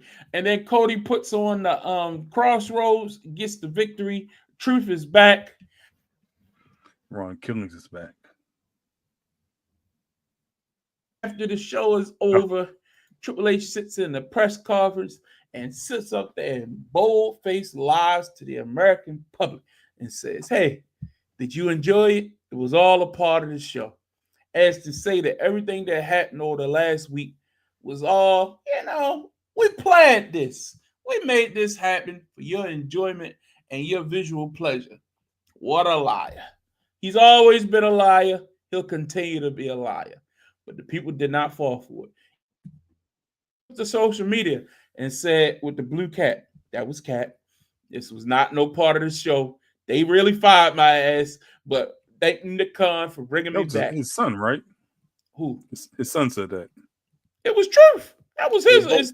They both said something about it. Yeah, okay. Twitter. R-Truth put multiple statements up. The refuting those facts. He negotiated his contract with Nick Khan. Triple H agreed to it, of course, but now he's back. And man, I have a lot to say about this, but I'll get you all's feelings first. Justin, I'll start with you this time. What was your thoughts on Ron Killings, who now is known by his real name, back in WWE after the tumultuous week? One, Triple H is full of SHIT. We don't believe you. And then all you had to do was just be honest. You was met with a decision where as though you had to cut a cost. And based off of certain gimmicks, based off of certain things like that, most people, if you ask them what's your top 5 reasons of attending a show, R-Truth will not be top 5. So probably based off what he was making, you offered him a contract. He said he didn't want that contract, so you did the release thing. But you want to lie. And when you lie like that, it builds a steam. It steamrolls somebody to have some type of momentum in for whatever.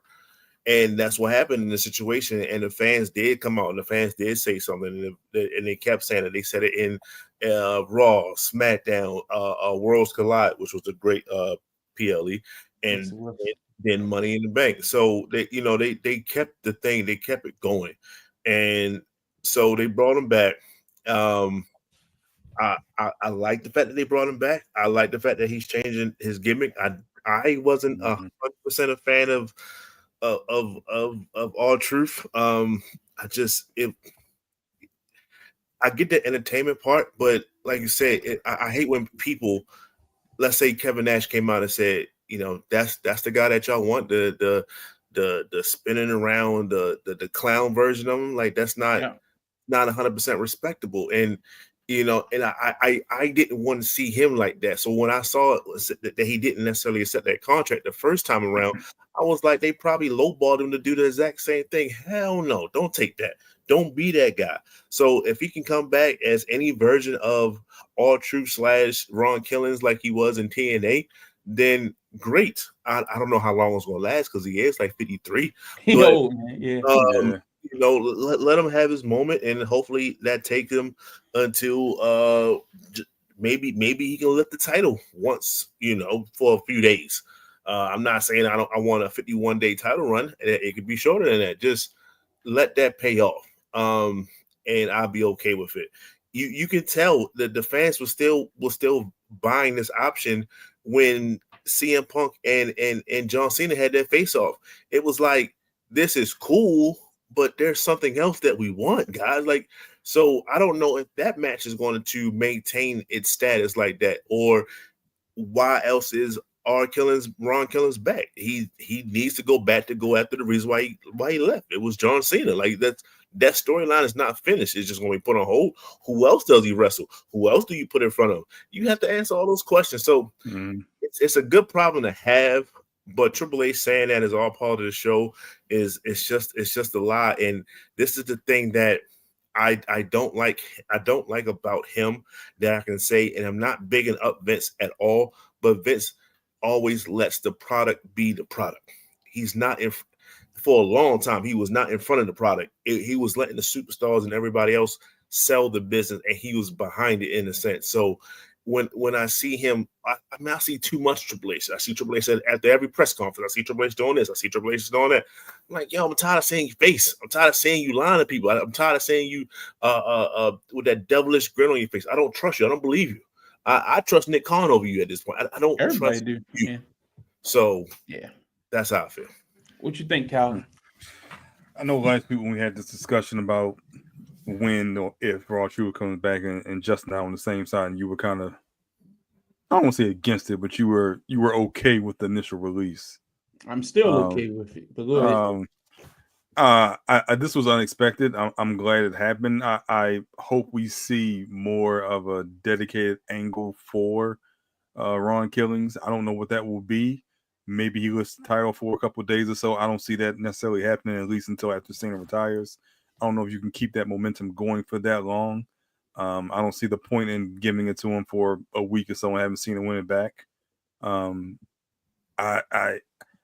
kept thinking, I still to this day think there's still going to be a Cena turn back to babyface. I just don't see this heel turn is losing steam in my opinion. And it didn't have much to begin with, but whatever. The Rock killed it. And you saw him saying he had some medical issue as well. He came out and said that. Whatever.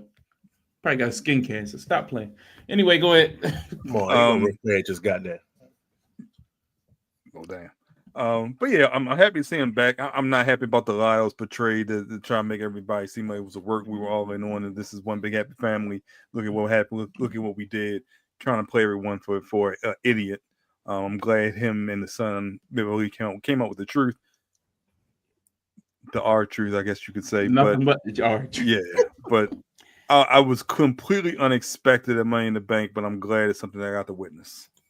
All right, let me say this. And again, I said a lot of this last week, but I'm going to restate this, and I'm going to make it very, very clear. I have nothing against R-Truth, the performer. I think he was entertaining in his role as a mid-carder, undercard, sideshow, funny guy, but I did not like the depiction of R-Truth. And I said that last week.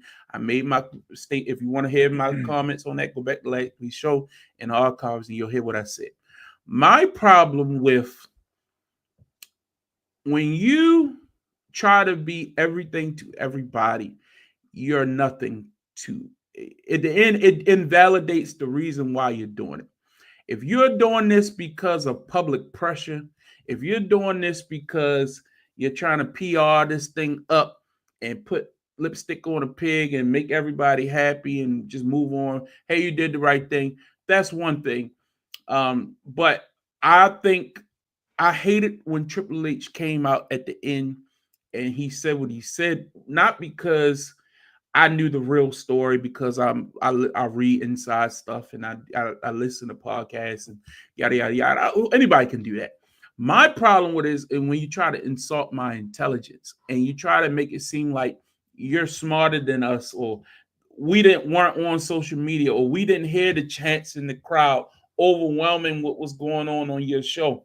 We didn't see women's matches in the ring and the crowd revolting. We didn't see your main eventers out there and they were calling for R-Truth.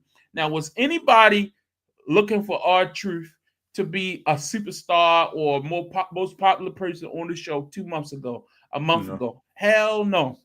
Even before, look, now everybody loved R-Truth in the skits with the Judgment Day when he was acting like he was part of the Judgment Day. That was all well and great, and that's fine in its place. I did not like the little Jimmy stuff. I did not like when he was acting like he was an imbecile. He was so out to lunch that he didn't know where the arena was this week and what city he was in and all that kind of stuff. It made him look like a fool. Now, to do that, you have to have other Black strong characters who offset it, so you're not presenting us all in one way. The New Day became more of a serious act, but really, who's taking this New Day serious? The New Day was one of the most over tag teams in all of wrestling for like 2 weeks after the Big E thing. They were getting booed, and then you watered that down. And now New Day is just a side act. They could have really done something with the New Day again after that whole Big E thing, but you haven't put an emphasis on it. There seems to be a theme with Black talent in the main event scene, in the upper mid card in WWE. And that's a problem. And it's really shown its head ever since Triple H has taken over. Now, I know a lot of people say, well, Black talent was getting featured under Vince because of that lawsuit that happened where they had to feature more Black talent, where a Black person had to be on the commentary team on every show. That's why you got your Byron Saxons. That's why you got your Booker T. That's why you put these tokens out there, and we were nothing more than tokens because the WWE got sued for racial discrimination. So they had to push Black people. So Triple H took this approach, hey, I'm just going to push the best people for the positions. Now, by you making a decision to cut R-Truth, like you cut Braun Strowman, like you cut a bevy of other white athletes, Latino athletes, Mexican athletes, and R-Truth. He wasn't the only one to get cut. It did cause an uproar, and it caused people who are not WWE fans, but are some who are WWE fans to say, did you cut R-Truth because he's Black? R-Truth should be the type of guy that does not lose a job. You don't have that many Black athletes or Black wrestlers who are prominently featured in WWE. So he should be one of those guys to protect it. I don't stand by that. I think R-Truth was 54 years old, aging, mid-card, undercard act that can get cut like anybody else can get cut. But let's fast forward it. You bring him back. You buckle to the public power perception, the public pressure. You bring him back. He changes his gimmick. Now you put him out there in the main event match to overshadow what John Cena, Cody Rhodes was supposed to be the biggest match you could present. In the end, R-Truth helped Cody defeat John Cena. After the show, nobody's talking about Cody beating John Cena. Nobody's talking about wanting to see that match. Nobody's talking about what happened early in the show. Everybody's talking about R-Truth and what you're going to do with Truth next. So now you put your own show on the back burner to play the public perception and pressure. Now we're going to be looking at, well, what's the next thing for Truth? Where are you going to put him in? Are you going to change all your booking decisions? Is Truth going to be the new champion? Calvin, you just brought up a second ago. Do you give him a token run? Now, if you give him the title and you take the title from him in 20 days, then they're going to say, you just gave it to him because the pressure of the public. The Black people got mad. Da-da-da-da-da. You're doing it a disservice. If you decided R-Truth was not the guy for you at this time, that's why I say he'll be back one day. 6 months from now, Royal Rumble, you want to bring R-Truth back? Bring him back. I'm sure he'll be fine. But you know why they did this? And I'm going to tell you the real reason why they did this. Because R-Truth, Ron Killings, was getting calls from other organizations Yeah, he probably was getting calls from other organizations. that makes perfect sense.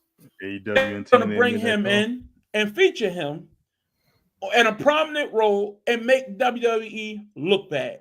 So you upended your main event of Money in the Bank. Instead of going with what you had planned, which featured Jey Uso, who's already an overshadowed champion, who was losing the next night, Cody Rhodes, who looked terrible at WrestleMania because The Rock already did what he did and sabotaged his whole feud, put him out of the pasture, and you feature Ron Killings, a guy you had no plans with prior that week, and now you bring him forth and now you prop him up for a token. I don't want tokenism. I don't want you to know DEI, whatever. Like, this is not even DEI. This is purely, well, they want it, so let's just pacify them for a few weeks and hopefully they'll quiet down. That doesn't do it for me, because if real change is about you actually sat down, planned something out for people that's actually going to have an impact. You don't do something just to pacify me as a fan. You ain't doing it for me, because I don't fall for these tricks. But there's somebody out there right now. See, WWE's got it right. And Triple H get up there on this press conference. See, it was all part of the show. Some idiot's going to fall for that. Somebody's going to believe that this was all the plan all along. They always was going to do this with R-Truth. They didn't. See, they like the black people. See. That doesn't do it for me. So, no, this pissed me off more than if they would have just fired him and let him go. Go ahead, Justin. Well, a couple things can be said, simultaneously. His merchandise is selling off the roof, right? You can't make a couple dollars. So somebody wants him. Somebody is champion whatever he's selling. That's one. Two, let's not forget that everyone knows he's in his 50s. Everyone knows he's not going to have if he does get to the title, it's not going to be a long title reign. It doesn't have to start right now. But the fact is, you have somebody else that you just brought up from NXT that's been here that's starting to lose his way a little bit. If I'm part of the Triple H booking plan or whatever the case may be, there's a Carmelo Hayes that can use the success of what Ron Killings is doing, and if he can find a way to work with him and then drop the belt to him, we winning. We are finally winning. I don't know if you want that win or not. Would do that. They're not doing that. You know what I mean? They already got, look, John Cena, Cody Rhodes, Seth Rollins. The thing that you forgot to bring up, and Calvin's not going to like this, is no one would have cared if Cody won anyway. We don't care about Cody. That's the thing. So, if anything, Triple H is actually somewhat smart of saying, let me go ahead on and circumvent that issue that I'm about to deal with, that Cody is not selling anymore. He's not. No one cares. If there was facts to prove back that would be one thing. But Cody hasn't been seen since WrestleMania. And before that, they was doing the hottest period they've been experiencing ever. So it's not true. He was champion for a year. Huh? Merchandise. No, ticket sales. That's all they care about. Ticket sales. And Cody was champion during the hottest period, even hotter than the Roman period. So I think no one was champion Cody though.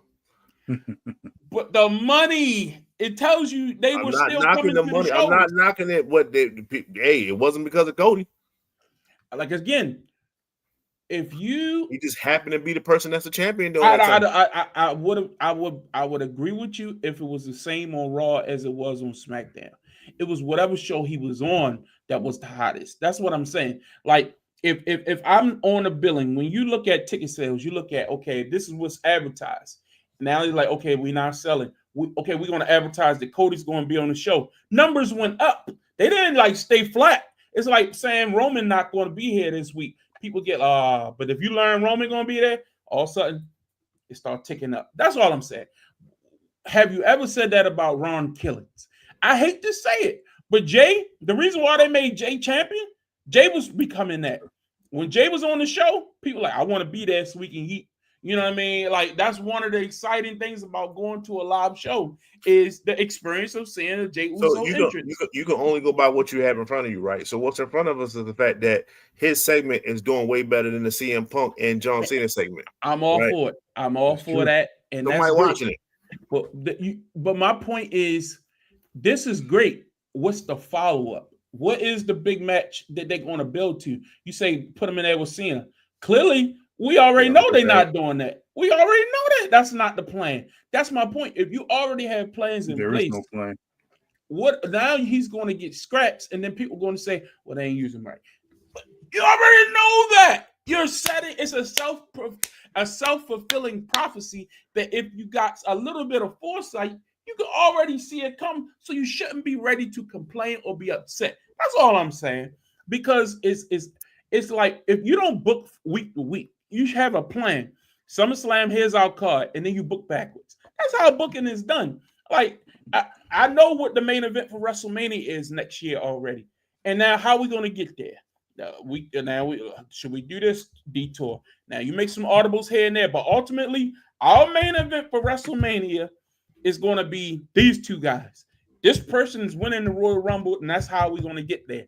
Like, but you throwing this stuff like this, if you're stubborn, you're going to still want to stick to your plan. You're going to pigeonhole this guy somewhere, and then you're going to try to weaken him so the fans will be like, "Oh, we really don't need truth." Was the plan not Rock and Roman? And then the fans said, "No, we want Cody." And then they're going to pivot everything, and then now we're saying where that has left us. Agreed. No Rock Roman. But again, then what did Rock do last year? His plan was him and Cody. He wanted to turn Cody heel. When Cody wouldn't go with it, and they had to change the plan, Rock took his ball and went home. He revolted against it. He's like, okay, y'all don't want what I want. See what I mean? Like, as he should. To me, I think long-term planning is always going to be best, because if you come up with a plan, you're going to be invested in it. If us three sat together and put together a whole program or plan, and then some outside source came and told us, "No, that sucked. I want this instead." 9 times out of 10, we're going to want to stick with what we came up with. That's just how human nature works. Anyway, so the next big match that was announced is John Cena will take on CM Punk, and it's going to be taking place at Night of Champions, which takes inside Saudi Arabia. Big news, because if you know anything about CM Punk, Punk was adamant. And again, this is very, very up for subjectivity. Back when Punk was in AEW, he went back and forth on social media with a couple people. And one of the things he said was against The Miz, because Miz said something smart. Punk jumped back at him on social media and said, "Won't you go suck on a Saudi Arabian blood-covered thing," you know what I mean? And basically was trying to say that WWE's wrestlers were going to fight in Saudi for that blood money. And this was not long after that reporter was killed over in Saudi Arabia. And a lot of people was refusing to go to Saudi out of protests against the Saudi Arabian government for that. You know, they have a lot of human rights violation issues in the past of that country. And it was happening just not that long ago. And right now, to this day, there are still women can't do certain things. But there's a lot of countries that are like that. But in particular, a lot of people have been against WWE being in business with Saudi Arabia.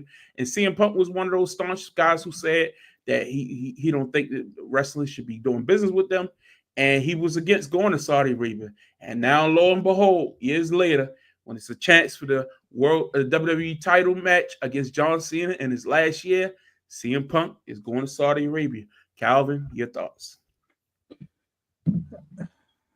Well, with John Cena having quote-unquote creative control and him being able to dictate who he fights and when he fights them, the ball was truly in CM Punk's court. And obviously CM Punk decided is best for him, is best for business to go ahead with it. Is anyone surprised at this point? Or is CM Punk just kind of toned down and playing by the rules? I don't think we all knew CM Punk and John Cena were going to fight. I don't think anyone expected them to fight at Night of Champions, at least prior to Monday night. I don't have a problem with it. I hope CM Punk doesn't have a problem with it. And I am looking forward to this final match. However, I'm wondering what, if anything, CM Punk was offered or was given to have this match in Saudi Arabia. What's your thoughts, Justin? He said Red looked good on him. That's what he said. So all that blood money, Red looks good on him. You know, when you see that paycheck, you see what it is. They could have chose somebody else for the spot. You know, they could have they could have kicked this can down the road. They couldn't. You know what I'm saying? Like I know what you're saying when you book somebody and you book backwards and all that. You could have kicked this can if he knows how he truly feels and like, yo, this is basically against my religion to be here. Like that's how strong I feel about it. They could have kicked the can down the road to something else. Hell, they're using Saturday Night Main Event as a plug and play. You could have kicked, you know, you just kick it down the road. So I think behind the scenes, CM Punk made up with a few people. This version of CM Punk, if you realize, is not like his old self. He is not the same CM Punk. It's true. Yeah. Him and Triple H are really on good terms. He helped him with the 10 years to do that. Mm-hmm. So that tells you that something happened behind the scenes, that he's made up with the right people. I don't think he has an issue anyway. I mean, he might low key inside have an issue, but you know, money talks at the end of the day. Let me say this, and if you know anything about this, you know, WWE gets paid its most money for it. The most money they make all year is not WrestleMania, it's not the Royal Rumble, it's the Saudi Arabia shows. They get paid a minimum of $10 million for each show. A minimum. That's why they go. This year, coming up, they get in the Royal Rumble. I think they pay like $30 million for that show. Like, these shows are not just your average pay-per-view. So why did they get CM Punk, John Cena? Why did Shawn Michaels come out of retirement that year for it? Why did The Undertaker go over there? Why did they get Goldberg that time? Why did Brock Lesnar it seemed like he was always, because every year they get the top. The Prince dictates who he wants to see. And the Prince will say, hey, we want to see the big stars. We don't want these, you know, they ain't looking for no Jey Uso. I hate to say it like that, but they looking for, you know what I mean? They looking for those, because he was a wrestling fan back in like the early 2000s, mid 2000s. He looking for the names that he know. That's why early Saudi shows, he wanted Goldberg, he wanted Brock, he wanted Shawn Michaels, Triple H, The Rock. You want those guys. So again, if Steve Austin was still wrestling, he definitely wanted Steve Austin. Remember Hogan went over there? Like, CM Punk is wrestling there because that's the big match they can book right now. He don't want no John Cena versus R-Truth. I tell you that much. So again, I understood that this was possible. But another thing with this whole Punk is holier than thou stick. Once Punk came back to the WWE in 2022, or was that 2023? I think it was 2023. Yeah, 23. It was a Survivor Series. He came out at the end of the show, War Games. He started taking blood money because most of the money WWE get every year come from the Prince in the Saudi Arabia. Most of the money that come from TKO, which is UFC, who owns WWE, comes from Saudi Arabia, Abu Dhabi, and these countries overseas. And then there's moral high ground people want to sit on. Who is the president of the United States? Didn't the military just get released onto the citizens of this country out in LA, beating people who was protesting against ICE? Y'all can stop with this, acting like we live in this country that does everything holier than thou. And, oh, yeah, well, because we can't go over there because that country does terrible things. We live in the most corrupt government country I can never think of in our time, ruled by Donald Trump. And I know I'm getting on a political tangent, but I'm just saying, stop it. Stop it. Stop acting like you watching a morally clean company when you watch WWE. You know who you watching. These friends are people are friends with Donald Trump. Donald Trump is in the WWE Hall of Fame. Y'all can cut this out, okay? Stop it. Stop. He's friends with Dana White. Goes to UFC events. TKO owns WWE. What do you think you're watching? So to think that Punk sold out because he's going to go wrestle in Saudi Arabia, he sold out when he signed on the dotted line and came back to WWE. That's all I'll say about that. What's your thoughts, Justin? Hey man, we're champion, or we're trying to champion Ron Killings, and this is a sport for white people. Like, call it. We know. You always has been. Sometimes you still want to put up the good fight, but this ain't the NBA. I mean, look, that's still owned by most of them. So, but it is. But look, we at some point you just want to be watched to be entertained. But if you want to get into the real of this stuff, we can get deep. You know what I mean? But yeah, so don't bring me your more high ground and then talk about wrestling. I'm sorry. Other big news from the weekend: Seth Rollins won the Money in the Bank card test for the men. And a really good match. I enjoyed that match. That was fun. Yeah, it was predictable, but I thought the way they got to it, some of the spots, I loved when El Grande. He was great. He was great. I love Pentagon. Yeah. Pentagon is one of the best. Absolutely not. What? It's only one person that stole the show. Fatu. No.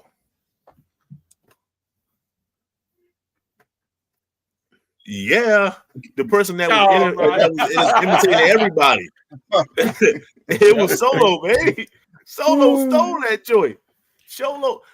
I think that this was finally the stage where everyone got to see what he's been doing for like the last few months, and it's just he's entertaining. He's an entertainer. He's starting to lose a little bit of weight. He's starting to get in better shape for himself and things like that. He's still got that monster JC Mateo behind him. Pause. Like these next few months, you're gonna see exactly what Solo has to offer. Pause. Still gotta get better in the ring. I'm here with it. My favorite part of the whole match was when Braun Breaker and what's my man name? God, I just keep messing your name up. Tsunami. They came out Bronson Reed. And they came out, and then all of a sudden, Mateo and Jacob Fatu came out, and they did the standoff. Woo! Big horse fight. That was the only reason why I didn't want Solo to turn yet. I mean, that was SmackDown. I wanted Fatu to. No, that was in the middle of the ladder match. I wanted Fatu to hold off because I wanted to see a tag team match between them four before it happened. That would have been money. They did the turn a little quick for me. They could have milked this a couple more weeks. But yeah, that was a good little turn. But I thought it was predictable, but I thought it was well done in which they did it. And then the women's match, I thought there was some good spots in there too. I thought Stephanie Vaquer and that when she put it on Rhea Ripley on the ladder. Oh man, that was tough. That was some good moves. What did y'all think of those two matchups? I'll start with you, Calvin. Yeah, I enjoyed the women's match more than I thought I would. I think the men's match was fairly predictable. It was just a matter of how we're going to get Rollins to the end and get him to raise the Money in the Bank. But the match was fairly good. I loved the 5-2 turn. I didn't expect it, but after SmackDown, I kind of figured they were going to push it a little bit sooner. Maybe Solo would have caused Fatu his title. I'm kind of surprised he did it at Money in the Bank, but maybe that was the big moment of the show. And but overall, it was a decent card, slightly predictable, but I think that it just becomes now how the Rollins cash in. I think that's the main thought that I have, or I've had since Saturday. What's your thoughts, Jess? Yeah, like I said, the Seth part was. I said it was his to win. Are we still doing King of the Ring? Yeah, we're coming to it. Okay. And Naomi winning it was just it adds to the character. Like I said, I expect this Money in the Bank briefcase to be filled up with caution tape all around that joint. Like she really needs to sell this because this can make you for a whole nother year or two. Look what it did for Tiffany. Mm-hmm. It's still Tiffy time for that goddamn briefcase. So I just hope she picks the right person. Hell, she might even go in on the Raw because I can't tell you the last time I saw EO defend that goddamn title. Hey, she's still great. She's still great. I don't care. I'm not knocking that. And with the other one, not Asaka, whatever. The Carrie. not Oscar. The Kairi Sane. Kairi Sane. That shows you how good EO is because they're doing similar stuff. They're in a similar stuff, but she's not entertaining at all. She's sloppy too. She's sloppy. EO is entertaining as hell. Yes, very entertaining. Yeah. She the best for a reason. Yeah, I hope Oscar come back in good shape. And why wasn't that a surprise? Why they advertise that? We don't. Well, I guess because they wanted the bracket, and sometimes they got the men's as a secret guy. Sometimes if you advertise stuff, people will tune in to see it. So you're trying to build the rating a little bit. But let's get into one more thing. We already talked about this. Yeah, Jacob finally turned. I really think they should shoot this guy to the moon. I don't care what nobody says. I think he has everything.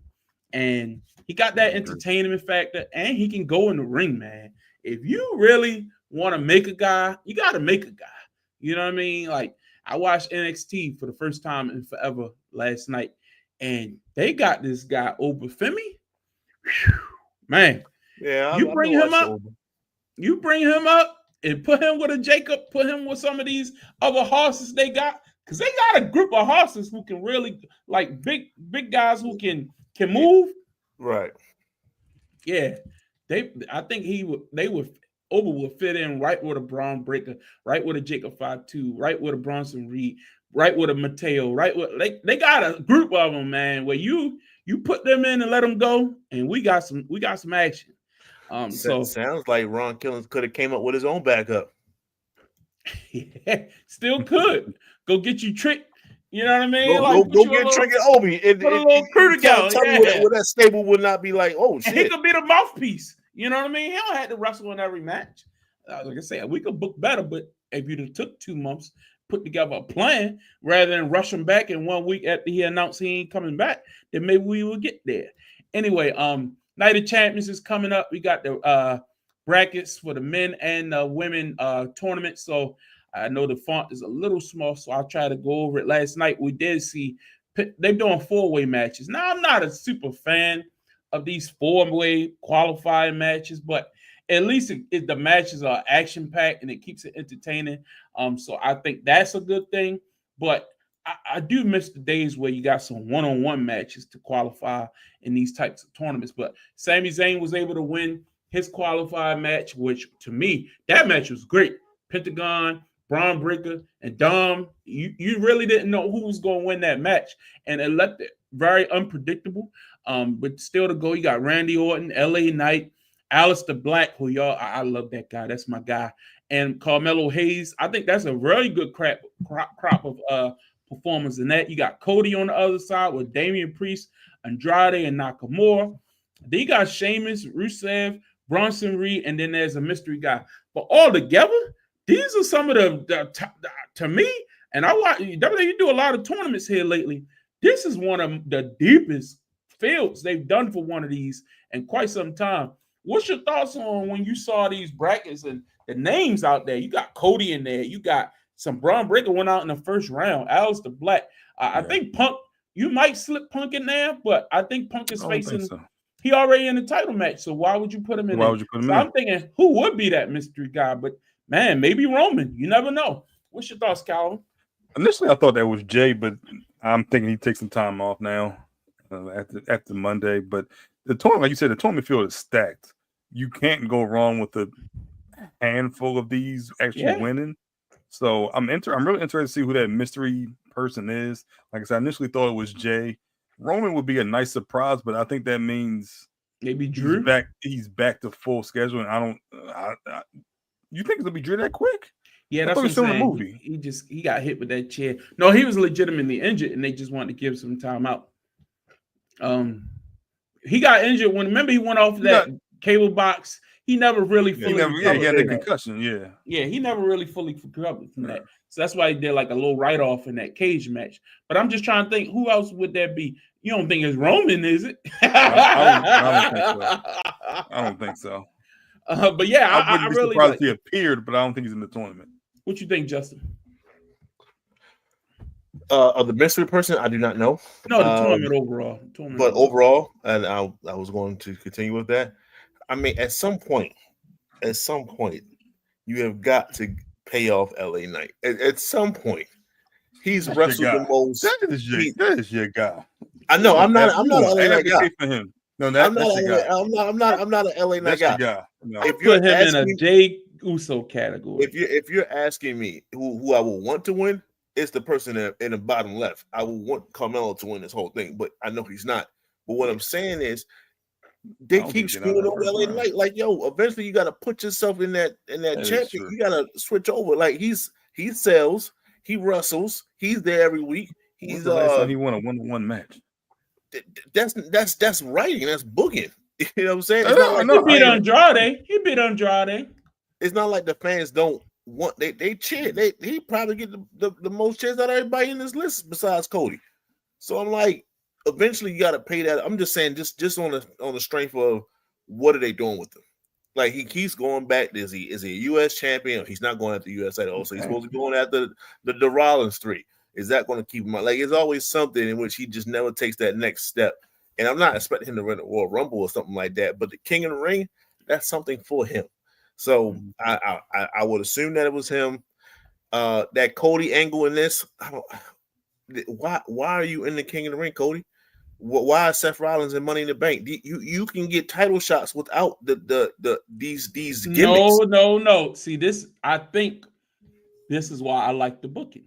It should not be a mid-card tournament. If you're going to make the King of the Ring, remember, Gunther won this last year, and he's been champion ever since. You know what I mean? Off and on. Just about. Like, yeah, I agree with that. The tournament, if the Royal Rumble wasn't important until you made it important. You know, Money in Bank wasn't important until you made it important. If you want people to take these things seriously, you have to put the best of the best in these tournaments. That's why I say, if you put Roman in here, people will pay attention. You know what I mean? I'm not saying it doesn't matter because he's part-time, but I'm just saying, like, if you want people to take these things like, oh no, whoever wins this is a big star. If you put him in, it takes away the surprise of who you think is going to win as well. To some degree, but then what if they lose? You know what I mean? Like, you think Roman comes back to lose? Protects them. I think the 4-way protects them because you don't have to get pinned to be involved in the finish. I mean, involved in the match. So you can still be all right. Or I didn't get pinned. Or somebody takes you out and y'all fight off to the side while somebody else get pinned. Yeah, you lost, but did you lose? So Cody pins Shinsuke. Yes. Yeah. Or Andrade. Andrade been taking a lot of losses. Didn't Shinsuke leave us in anyway? They was protecting him for a little while. Nah, I think. Hey man, 27 seconds left. Pace is up. OKC just filed. I think it's over. Pace is up by 6. Looks like they're going up 2-1. How you like that? OKC in 5, Calvin? Is that mathematically possible? Justin, how you like that 4 straight? It ain't over yet. It ain't over. We say crazy things happen. If this was the other way around, hold on. In the end, still got a chance. They still won 4 straight. That's true. All right, let's quickly look at the women's bracket. Very similar. You got some big dogs in here. Rhea Ripley, Kyrie, Liv Morgan, and Roxanne had a hell of a match last night. I really enjoyed that match. On Monday night, excuse me. I thought they gave them time. They made it important. Made you believe that any of those women can win. And Roxanne pulled it out. And I thought Roxanne is really a great performer. And I was happy for Jade Cargill, Michin, Piper Niven, Nia Jax. You know, Nia, they protect her always. But I think Jade has to win this. And Jade might be my pick for the entire tournament, to be honest with you. On the other side, you got Alexa Bliss, who they love to protect, Charlotte in there, Chelsea Green, who's, that person they beat up on, and Candice LeRae, who she'll take the pin. No matter what happens, she'll take the pin. Then you got Asuka returning, Stephanie. Man, this is stacked. And Kel Rodriguez and Ivy now. Now, I think it has to come down to Stephanie Vaquera and Asuka. Asuka, her first match back, you would think they would want her to get a victory, but who knows? I think that's why you leave it open. I think finals comes down to Stephanie and Jade Cargill, and one of them will get a guaranteed title shot at SummerSlam. That's a big match. I'm shocked no Bianca Belair. What's your thoughts on that? That's not a shot. She's still hurt. I thought she was back. No, she showed up, but she still had that. She still had the finger cast. It was still embrace. Yeah. So it's Jade. We're not going. I don't. Sets up her and Naomi again. I don't think this is too much to. But I don't think you need a tournament to get the Jade and Naomi. Oh damn. I don't care what you need, because I just made a case for Cody. You don't need Cody to win any goddamn thing. He ain't a goddamn king of the ring. It's Jade to win. Let's say in the final four, Roxanne, Jade, Stephanie, because she got a rocket behind her. I get it. She's great, but she definitely got that. I was say you see why she got that rocket. And the only thing in question is that top right, and I'm thinking let's just go with Charlotte because it's Charlotte. But I got a little love for Alexa. That's my personal. I think Alexa is over. But either way, so Stephanie is in the finals against Jade, and Jade wins. So I can see that. Interesting. I could see Naomi screwing her, or I could see Bianca turning heel and screwing Jade at the end of this tournament. You save that reveal for Evolution. What? Who knows when these matches might take place? They might do one of them 4 ways on the pay-per-view. You know what I mean? Like, that's true. Whatever it is, the revelation will be Evolution. I think that makes that will make you remember that even more. Well, come to think of it, I think the way the schedule works out, the pay-per-view is Night of Champions. When's the date of this pay-per-view? I think it's the same weekend as Evolution, ain't it? Ain't the old King of Ring? You had to win multiple matches in the same night. It used to be one week. Yeah, Saturday, June 28th in Saudi Arabia, and I think,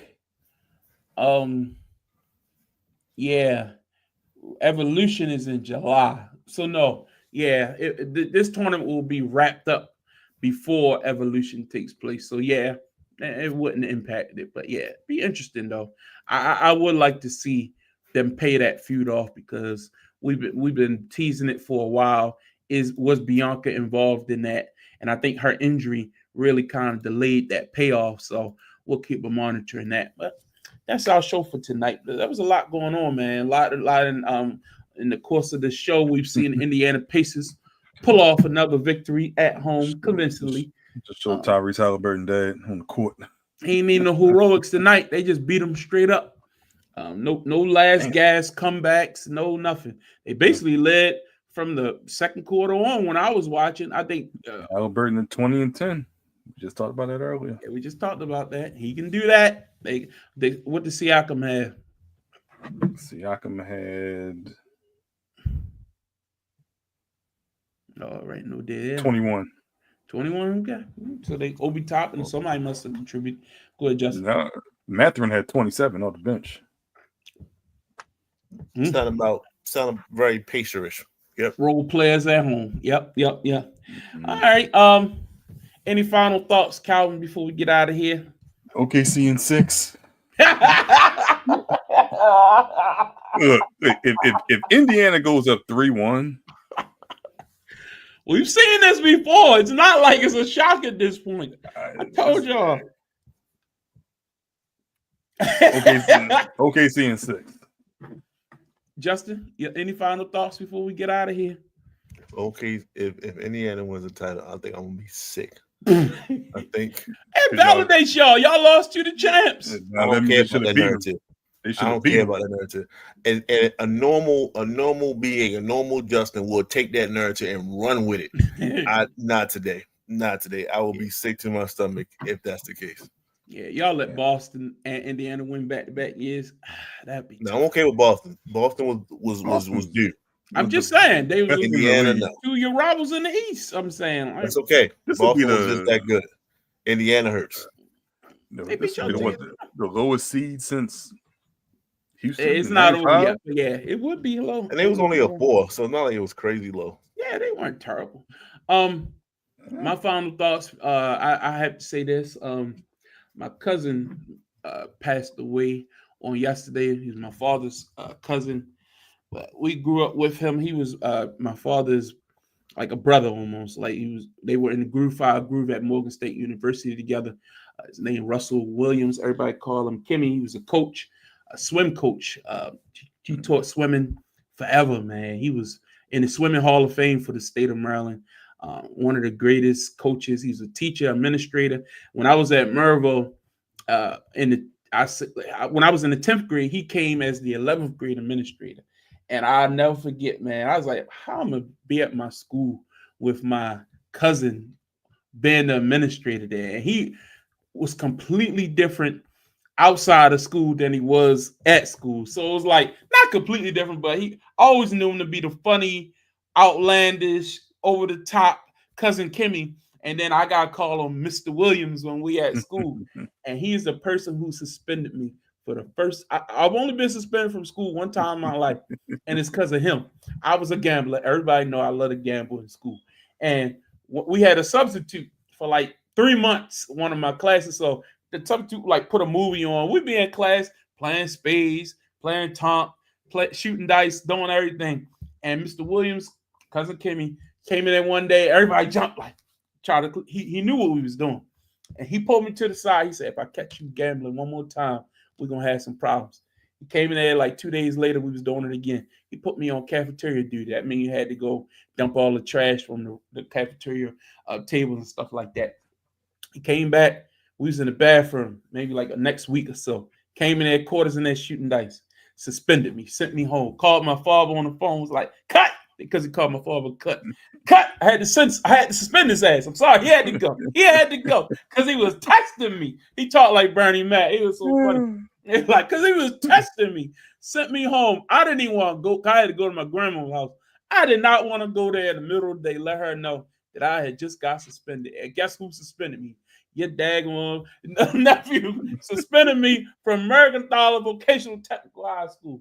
Anyway, that man was the best. He was a great, and everybody went who he's been, because he taught at Lake Clifton for years. He was administrator at Mervo, and he's a classic swim coach over at Lake Clifton Swim Rec off Hoff Road. If you know the area, you know East Baltimore, you know him. He was the greatest, and he passed away yesterday. Just great memories, and we're going to honor him in the right way. But, man, as far as sports, he loved basketball, and he was a swimming guy. And at Morgan State University, he can have anything you want. So, honor to you. Peace and blessings to all his family. And just wanted to give that shout out because we're a sports podcast, and this guy, he would watch us too.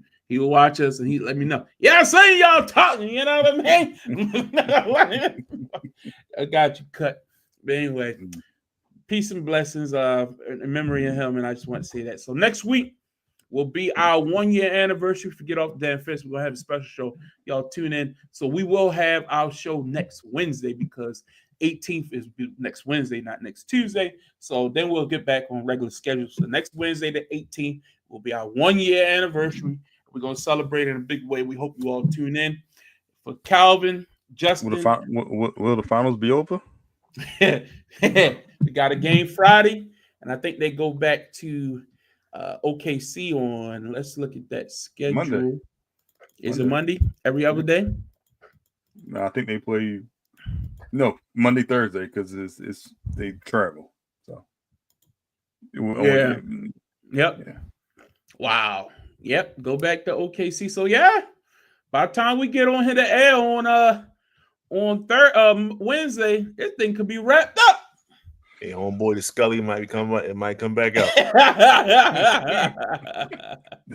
Anyway, we'll keep an eye on that. And again, it's still Shea, and we're gonna be talking about what is Shea's legacy.